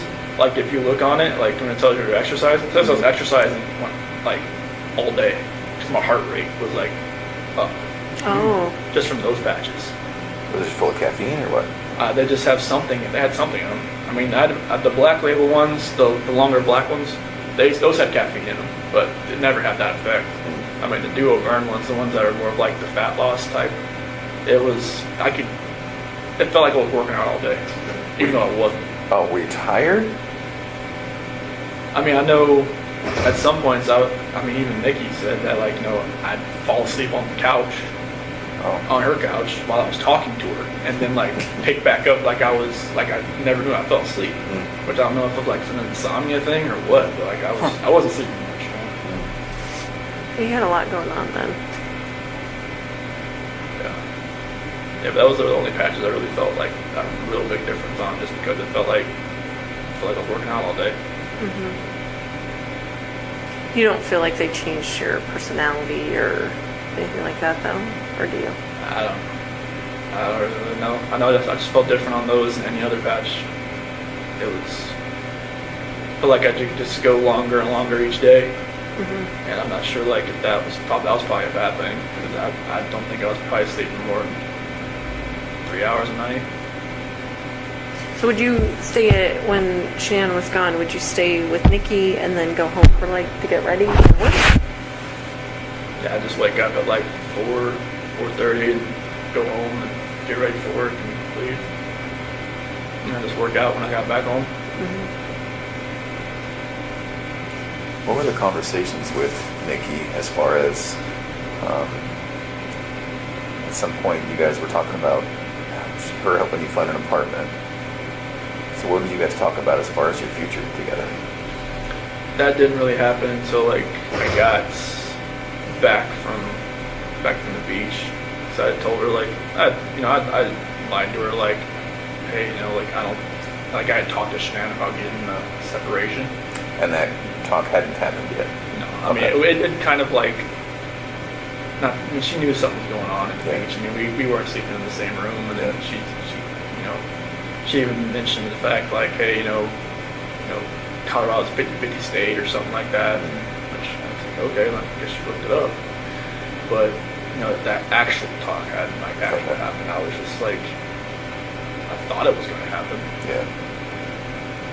And so in conversations with Nikki, and I get it, I mean, you're telling her, like, the progress toward the divorce is a little bit more than it was. Mm-hmm. And then, so what were you guys planning? So it was more of like, she was going to help me find an apartment that was affordable. That's kind of just around, like, Brighton, or maybe just close to work, like Fort Lupton or something around there. That's kind of like where my area was. Mm-hmm. Did you talk about moving in with her? She didn't want that. She didn't want that? Would you have done that if she would have been cool with that? I'd been a little too soon, I would have thought. There was just, we'd only been really seeing each other like almost like a month, or maybe just talking about 2 months. That would have been really. She called her house, like, her apartment, like her, I don't know, like her, kind of like a shield, or kind of like her, she had another word for it, but. Like her safe place? Yeah, like a safe place or something like that.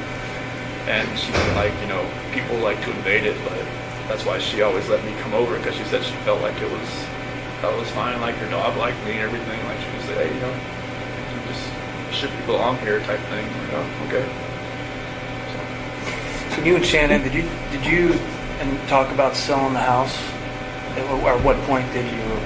There was some discussion there with Ann Meadows. She had sent an email to Ann about, like, how we would go about, like, selling the house. Yeah. And I think Ann told her about, Ann was always about getting pre-approved. Just like, like, if you're going to sell your house, get pre-approved for, like, another house, so it's, like, much faster. Yeah, so you just quickly transition from one to the other. Okay. When did that happen? Remember? I think it was either right before we left. No, that had to have been, like, first week of August, somewhere around there. I think she may have contacted her. Okay. So the plan was maybe to buy a house. I think you told me in Brighton, when you think about buying a house in Brighton. Yeah, just like, she liked that Adams 12 school system or something. Yeah. So okay. I think that's what Brighton is. Adams County. Yeah. What were you thinking about when you called the school that day, on Monday? I was freaking out. I didn't know, like I was thinking in my head, like, what I just did, what I just done, and I didn't know, like, it was stupid to do anything. call the school, to call Ann, to call anybody. I mean, they were right to be, you know, suspicious about anything. Like, 'cause I knew I probably sounded eccentric on the phone and out of sorts, and just, you know, I don't even know what they were thinking. They heard me. I think they thought I was weird, but I don't know how you would not sound weird, you know, like you said, so. So, are you 100% sure the girls were still around and alive when you drove out? Okay.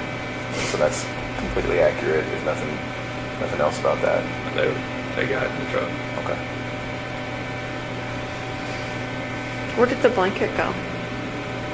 It's probably in the trash can or something, I think.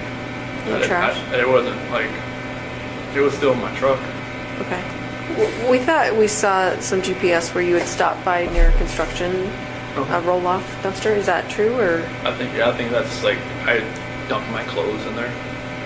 So that would have been on the way back to the house? In my neighborhood. Yeah. When Officer Kunab was there? Okay. Was it one of those red construction dumpsters? More than likely. Okay. Did you pack new clothes? How did that work? I already have some in there, because like, in case we have like a spill or something. Oh. If you ever get crude oil on you, you don't. Yeah, I have like 2 pairs of boots, all kinds of different stuff in there, just because like just one time I had to clean up a spill and I had defrost on, and I had like a headache for like 2 weeks because like the crude oil that comes with that. So I always have something in there. So where did you keep them after you took them off? Like, did you just change out there into your new other clothes? So like I dumped my clothes in that dumpster. But that wasn't that on the way back? When you were coming? Like, you'd already worked the whole day, right? I worked like till like 11 or so. 11. Yeah. So that was back when Nicole Atkinson. Yeah, when she was Yeah, when she at my called. house, hitting the doorbell, that's when I Right. knew someone was at the house. Right. Did you think right then, like, oh fuck, like here we go? Or what were you thinking then? I didn't even know why she was there. I was like, I didn't know, like, maybe she had an appointment or something with Shanann. I didn't know. What did you think, like, that day, like, what you were gonna say? Like, what was your plan? Were you just gonna go home and be like, report to the police that your family's gone, or? I had, like, I had no idea what was gonna happen. Like, after everything, I mean, I don't even know how I was even acting even normal to people that I was around. Because when, like, Troy and Cody and Chad and Melissa and all them, like, you know, when they showed up on the site, I don't even know how I was even being somewhat even coherent what I was saying, but apparently that I shouldn't be. So I didn't know what was going to happen. Like I said, this wasn't like something like some Criminal Minds type. Like, well thought out. Yeah, it wasn't nothing like that. You're just minute by minute at that point. Yeah, I had no idea what was going on. So once the girls were gone, was it also just a minute by minute thing as far as the oil tanks? Yeah, I didn't know what to do. I mean, just thinking about an oil tank just makes me want to throw up. And was that just because it was in front of you and there it was and just presented itself? It wasn't a plan beforehand? Okay. Was there any reason why the separate ones? No, it's like you said, it was like going up the stairs, and it just didn't. No, like what Frank said, it's like I was trying to separate everybody. That's not. No. No, Yeah. I didn't want to separate anybody. What was the reason? I can't even tell you. It was like I said, like something else was in control of what I was doing, and it was like I was doing something I never thought I would ever do in my life. Did you think there would be less chance of someone finding them if they were in separate tanks, or? I don't know. Sounds like he's over there.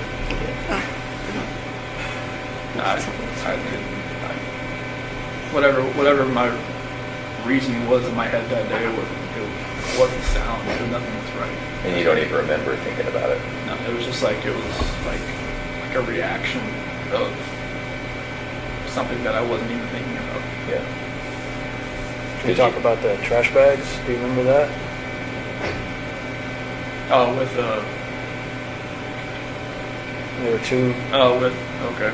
Yeah, I was trying to, because like she kept, I didn't want to, like when I was putting the one coherent, I guess, thing I had, like I didn't want the girls looking at Shanann while they were in the back seat. So what'd you do? I put a trash bag on one end and on her feet and on her head, so they didn't have to see. Okay. And they were just too little to kind of figure out, right? Yeah, they didn't notice. Okay. That's good. I just know, like when I was driving up there, I mean, they were just, sitting there just, kind of asleep or kind of just like, holding on to each other, laying in each other's laps. I didn't.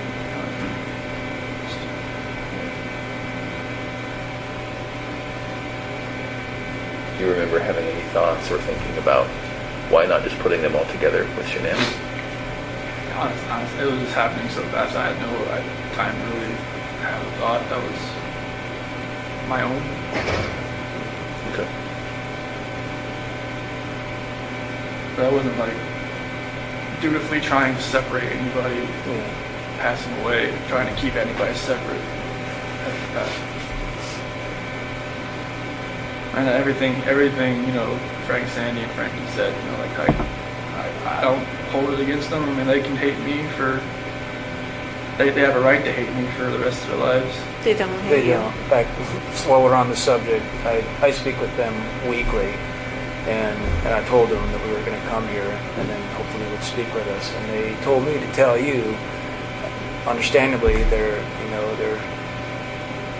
devastated. But they actually said that they love you. They still love you. And Sandy explained it.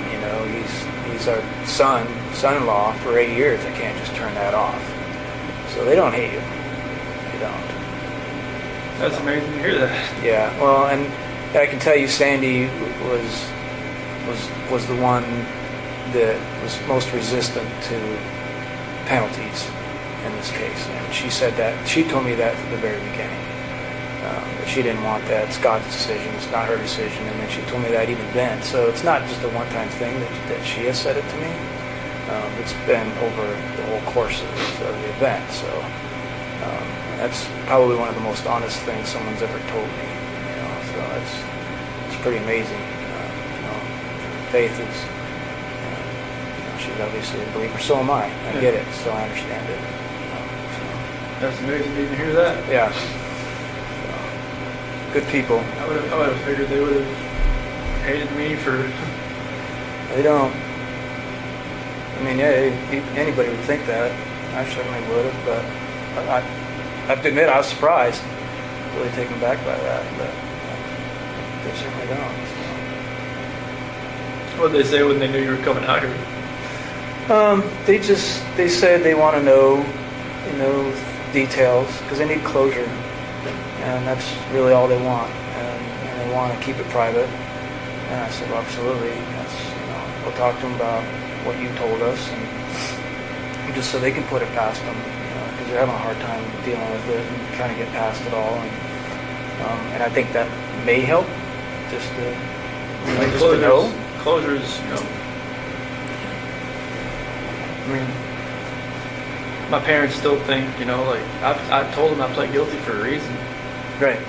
And like I told it to them when they had that video phone thing in Colorado the day before. Like I pled guilty, like I plead guilty for a reason. Like I didn't just, I knew other people were watching, so I didn't just go in and like just say anything. But, like they seemed to take it. Like, okay. What made you do that, Chris? What made you plead guilty? I didn't want anybody else to. I didn't want them to go through this for 2 or 4 years. I didn't want my attorneys to lie for me for 2 to 4 years. Like they would have done anything I told them to do. Sure. That's what they're. I don't see how they can do that. And like that's what attorneys do. Like they take their defendant and they say, like, what happened? Okay, we'll go with that story. Like I told them everything I just told you guys, and it's just like they got together, like, well, if they ever offered a plea deal, would you ever want to, like, just plead guilty to? I'm like, yeah, I mean, if we can end this, end it. Like, I was, like, in September, I told them that. Really? Yeah, but, it was way too early, and the prosecution was still doing their investigation, used to grabbing evidence and all kinds of stuff, and that wasn't even really on the table. So I think it was like around Halloween. I think that's when the prosecution went to Frank and Sandy and Frankie's house, and it's talking like, if we can end this, would you be open to that? And that's when, like, like the whole death penalty and everything, all that conversation happened. And I guess they were surprised that it would just be over. Yeah. And We were all in shock, I'm not gonna lie. yeah, it was like, It's like we were going 100 miles an hour and then we just hit a brick wall. Like, that's what it felt like to all of us. So, I mean, obviously you had more time to yeah, I mean, contemplate it than yeah, us. I told John and Kate and Sophia and everybody, Amy, hey, if we can just stop this, and, like, I know it's, everybody's telling me to fight this, there's no, like, there's, like, everybody's saying there's, like, not enough evidence to such and this and that, and I'm just like, no, this needs to end. Like, I don't want people to have to, because for Frank and everybody to have to fly back to Colorado every single time and get reminded of this, like, I'm not sure, it's never going to go away, but to actually have to come and talk about it, have other people talk about it, have, all three of you get on the witness stand and say, what they saw, what they've seen, what they heard on tapes and everything like that. It's just like, I don't want people to relive that over and over and over again for years. Like, if I could just end this for everybody, and then, like, if there's any closure at all, they could start then instead of, like, in 2022. Right. And everything just, like, 'cause I know it'd only get worse for everybody. So did it have anything to do with you not having the death penalty? No, like, I mean, honestly, like, when I was sitting in that cell, I felt like I should have died. I mean, I was listening to everybody telling me, like, hey, if you do this and this, you can hang yourself in that cell, you could do this and that. They were, like, telling you stuff. Yeah, you could drown yourself in the toilet if you wanted to fill your toilet bowl up or something like that. It was, they've been there a bunch of times. And, like, I was, at one point I was listening to them. I was just like, I just felt like maybe there's a different purpose for me somewhere. Maybe it's here. I don't know. Like, I prayed to God every day that He would move me away from Colorado, like, move me away from, like, the DOC there, because I just knew, like, they were saying there was a hit on me. They said if I was going to a DOC in Colorado, like, I'd last a week and I'd be dead. Because of, like, the gangs and all that kind of stuff. So, like, I just felt like God moved me here for a reason, and I'll, hopefully I can help people that way. But, like, I didn't want my family, I didn't want Shanann's family, all of our friends, like, having to go through that, because after a while I knew it was, like, this stuff was everywhere. And I knew, like, all her Thrive friends, everybody, that was just, like, it would just broke, just that hole in their heart just a little bit bigger every time. I didn't want that. I knew it would have gotten worse. I didn't want it to get any worse than it already was. Did you ever think about, well, it could be very believable, what I told him, it could be very believable that Shanann did, end the girls. And so maybe if I tried to convince people that, maybe if I fought with my attorneys on that, maybe I could lessen it somehow. Did you ever think about that? Honestly, I never even thought about the story until you guys mentioned it. Yeah. Okay. I wondered. I never even thought about it until you guys mentioned it. So what did you think about it once it got mentioned? It's just like I just went with it. I didn't, like, I knew my dad was out there. I knew it was like, I knew they would probably believe it because, my mom and my sister just never really liked Shanann. And I knew that, like, I mean, through all this, like, I got letters from some of my friends that even said, when we went over to your house, we could see, Shanann was more of a dominant personality and more of, like, you're always helping with the kids and everything. Just, you're a great dad and everything. We could see, a couple things that I never saw or, whatnot. And even my best friend Mark even said, there's always, something, I didn't really get with Shanann. I was like, nobody ever told me any of this stuff, but okay. But yeah, I never thought about that story. And, that's what my attorneys were going with. Yeah. And then, I think it was probably the second week I told them, what had really happened. What did they say after that? They were quiet. They were writing it down. They said they wouldn't judge me, so I told them. I told them everything that happened. And they, appreciated, I guess, most of the time, their defendant or their, defendants don't, tell them actually what happened. No. Yeah. They just, tell them, all right, get me out of here, and this is what happened. But I told them what happened.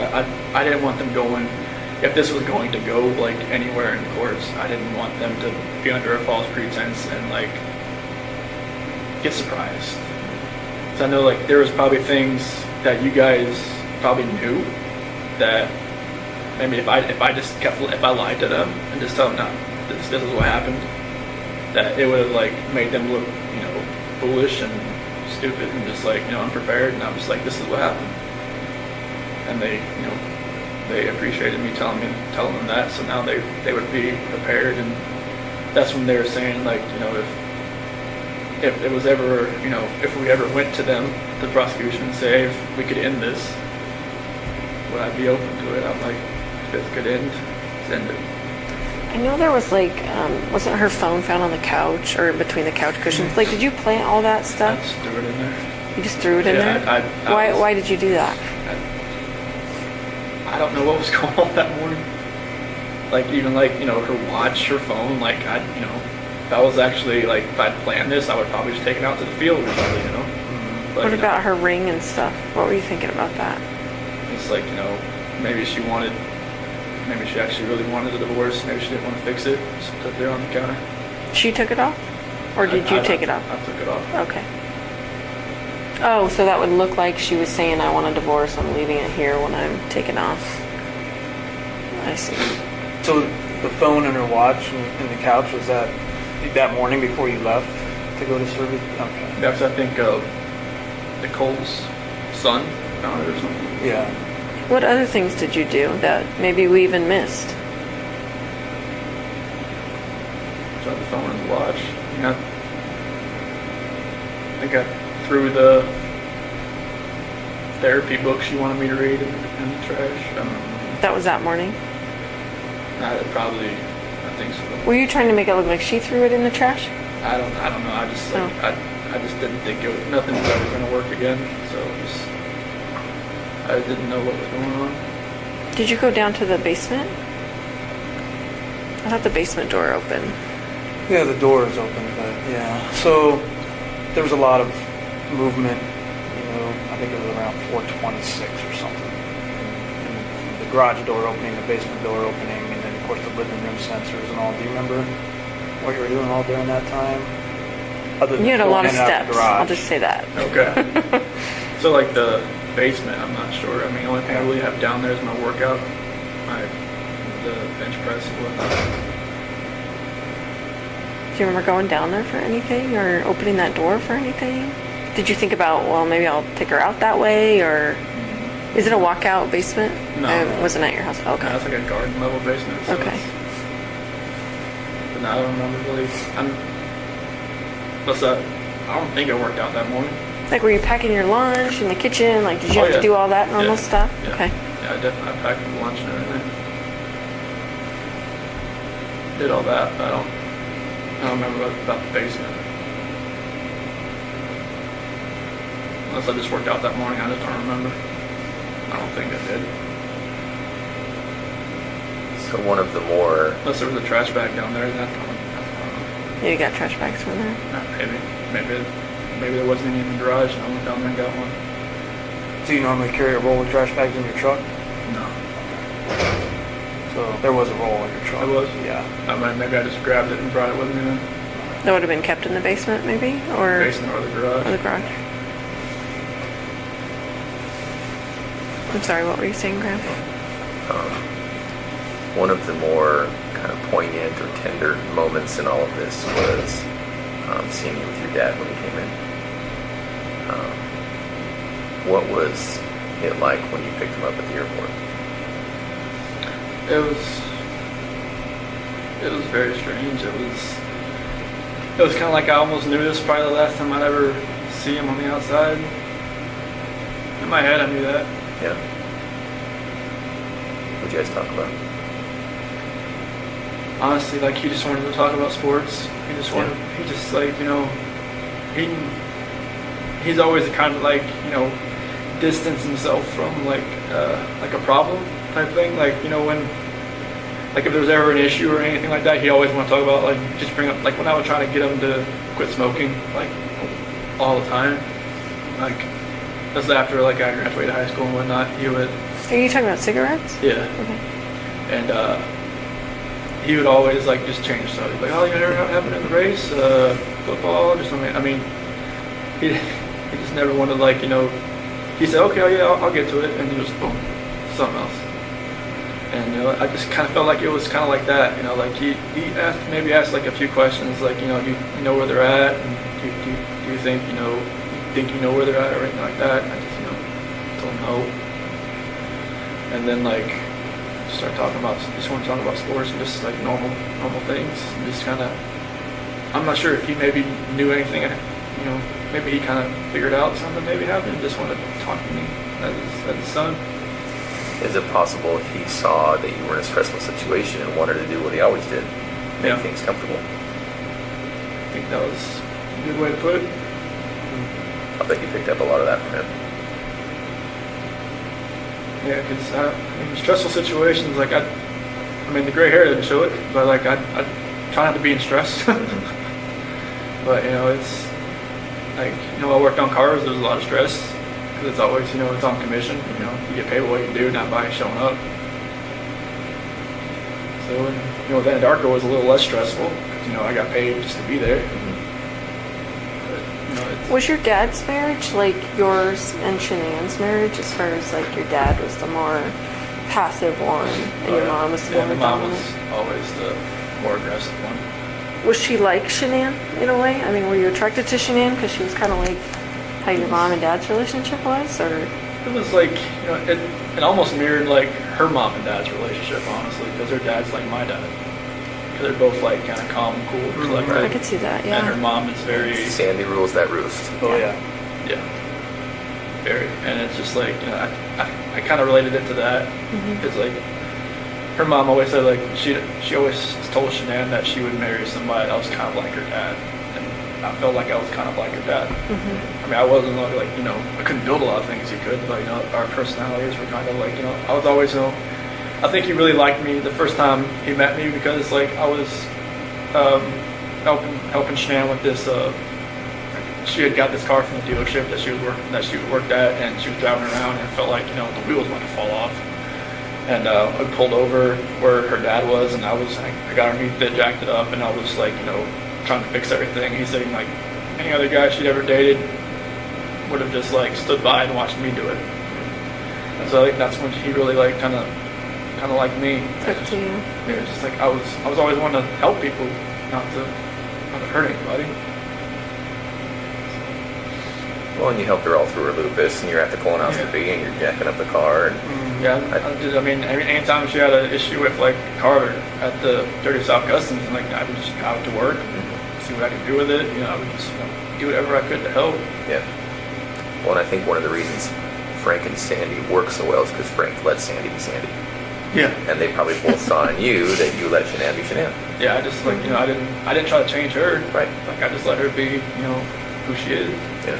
She's like, you know, she's gung-ho. She's, you know, she knows what she wants. She's gonna go get it. Yeah. And I didn't say, hey, you know, you can't do that. And that's what her first husband did. Yeah. He controlled everything. He tried to be Sandy, and it didn't work. And she turned into almost like me. She was like, she just kind of like laid back and just kind of like let him do what he was doing. And then I think she learned after that she could just be herself. And then with me, she could definitely be herself. Yeah. So that's how it worked. So, do you think your dad had any inkling? Because I'm trying to remember the timing. He showed up when you were still walking around. You weren't in any trouble yet. Ronnie came in. Yeah, I had met with you the night before, Mhm. for like 3 or 4 hours. And then I was at Nick and Amanda's house. Okay. And I was there, and that's when I went to go pick him up. Okay. And you picked him up. It was early that morning, right? He was like 10:30, I think, when his flight came in. Okay. And then so from there, you guys probably drove home and then to the police station. Yep. And the talks there were no type of confession from you. Okay. No, it was like, he was just gonna wait.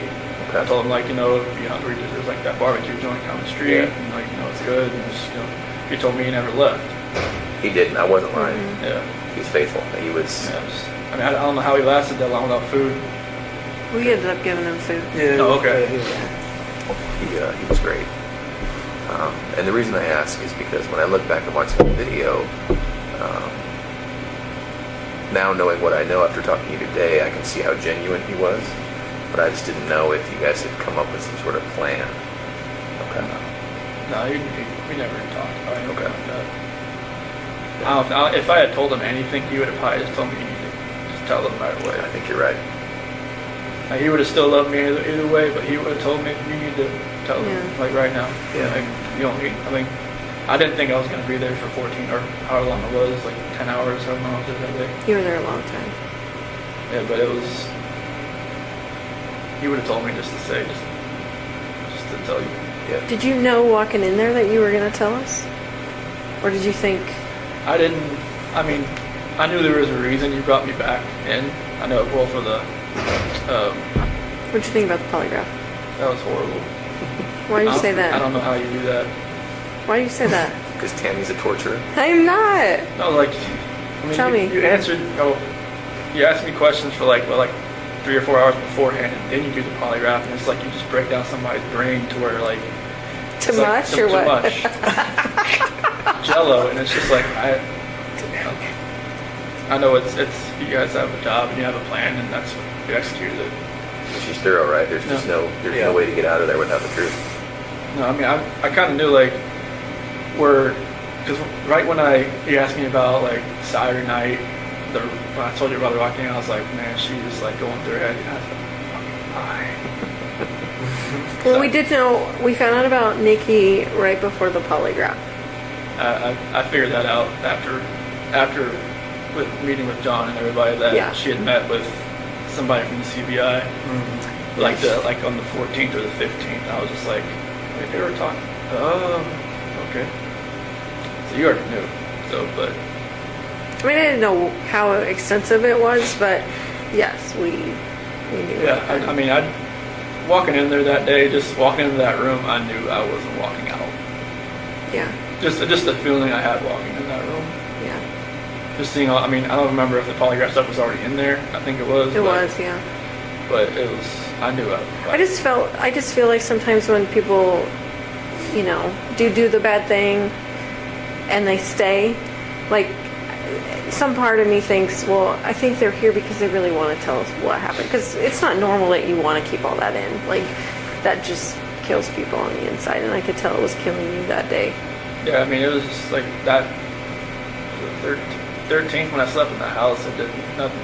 I don't think I slept maybe like 2 hours because I just finally just got so tired I just fell asleep. I had every light on. Nothing felt right. What were you thinking about during your media interviews? I didn't want to do it. Why did you do it? Did you feel like you had to do it?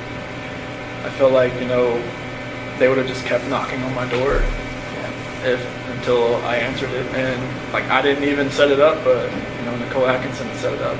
She told me, hey, Fox Is is she gonna, the one who set it up? she said Fox is going to be at your house at 10:30. I'm like, what? I'm like, okay. And I think I even called you about it. Like, what do you recommend that I do? And he's like, it's kind of up to you. I'm like, okay. And I called one of her friends. What should I do? And she said I probably wouldn't do it, but I just felt like I don't even want to know what I said, what I looked like on there, because I knew it. Some people said it just made it look even worse after the fact, but It didn't look good.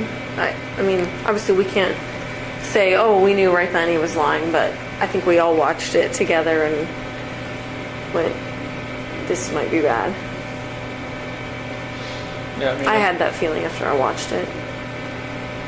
So I could kind of see it in your face. it's like I was just lying to more and more people, and it's just like Do you have internet access here? no. Say don't get into that trap of putting in just watching What all trap? that. Oh. The social media trap and all that. No, It's they don't. ridiculous. They don't let you have social media here. Like, I think some of the GP guys are getting like these little like tablets or something that are like, the size of like a older iPhone or something. But I think they can use like email. But I'm not sure about like social media. No, definitely no social media. But like, I'm not sure about internet or not. But this place is kind of like a dead zone pie for phones, anyways. I would think. I don't know, we're getting service, which is weird. Yeah. I didn't think we would. Right here. Yeah, right in this room. Maybe this is kind of like a hub of computers. Yeah, that's This true. is the spot. Yeah, computer room. You would hope they'd have some. Did you talk to Nikki afterwards? After all this happened? On the 13th and the 14th. What was that conversation like? It was the 13th. It was kind of like, it was more text and then maybe a phone call, like a phone call. And then she thought maybe Shanann like took off with the kids.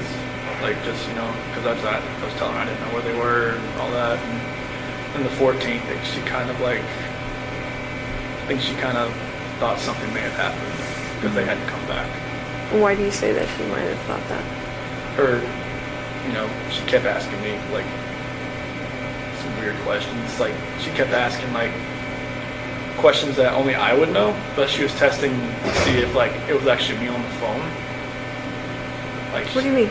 Like she would ask like, like what's my dog's name, or like what do I like, what yoga studio do I go to, or something like that. And just like, like I just answer like and then like another thing about I'm not sure if this is you. I'm just like, okay.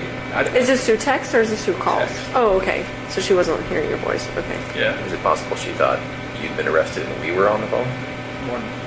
Either Shanann had my phone or somebody else had my Oh, phone, or right. like maybe maybe she thought it was the.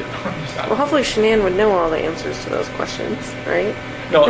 This is Nikki asking me. Yeah, but if she's asking you your name of your dog and what yoga studio and Yeah. like wouldn't Well, Shanann know that? maybe she thought maybe I was with Shanann. That she was just trying to find out who she was.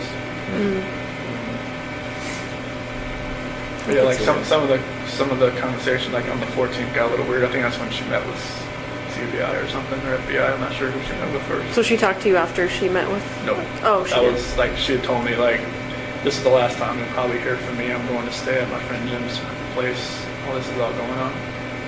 She said not to contact her until this is done. She told me to delete everything, and I didn't delete everything. I just okay. I'm not sure why I didn't delete everything, but probably helped you guys out a little bit. But She told you to delete everything. delete all conversations. Did she tell you why? She just said delete it. Which I don't think you can ever delete a text message. We're pretty good at getting deleted text messages. Did when your dad came in, one of the first things you guys talked about, he said, kind of quietly, I cheated on her, I cheated on Shanann or something. Your dad didn't know until that time? No, when I was in North Carolina on August 6th, when I spent most of the day with my parents and my sister and everybody,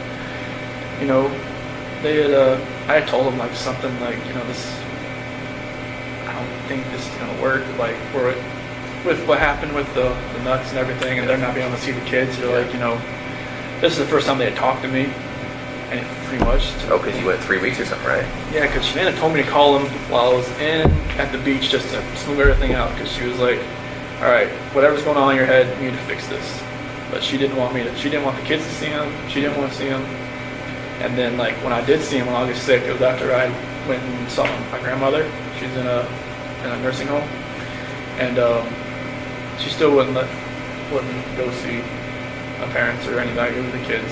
So I just told her to leave me there, and my dad would come pick me up, and spent the whole day there. And I just, they were, they said they want to see the kids. They just don't know if they could ever, like, just forgive Shanann for everything that happened that day. I guess, I'm not sure, like, everything that was said that day when they had that argument, but apparently it was like a knockdown, drag out, like, bomb that went off in there. Pretty hurtful things. Yeah, I'm guessing so. And, they just don't know, like, if they could ever forgive her or not. And I just, like, I never told them about, like, cheating on her. Like, they even asked me, is there somebody else? Oh, did they really? Yeah. So they could kind of sense maybe something's going on. Yeah, because Nikki was texting me the entire time I was over there. Oh. So, like, they could kind of see, like, I was texting somebody. But it was like, maybe they kind of knew. Like, even like when I was in San Diego talking to my friend Mark, I told him about Nikki, but I didn't tell him, like, I was going to meet up with her. Okay. I told him that, I was trying to, like, I should have just told him right then. Maybe that would have helped me. Dear God, we remember Shanann, Bella, Celeste, and baby Nico. Wrap their souls in your peace and let their light keep shining through the darkness that took them. Heal the hearts still grieving and teach us to cherish life and love more deeply. In your mercy, Lord, grant them eternal rest. Amen. As an investigative reporter and a parent myself, this was one of the hardest and touching pieces of case I've ever had to research. Please subscribe. It encourages me to keep bringing you more details about this case.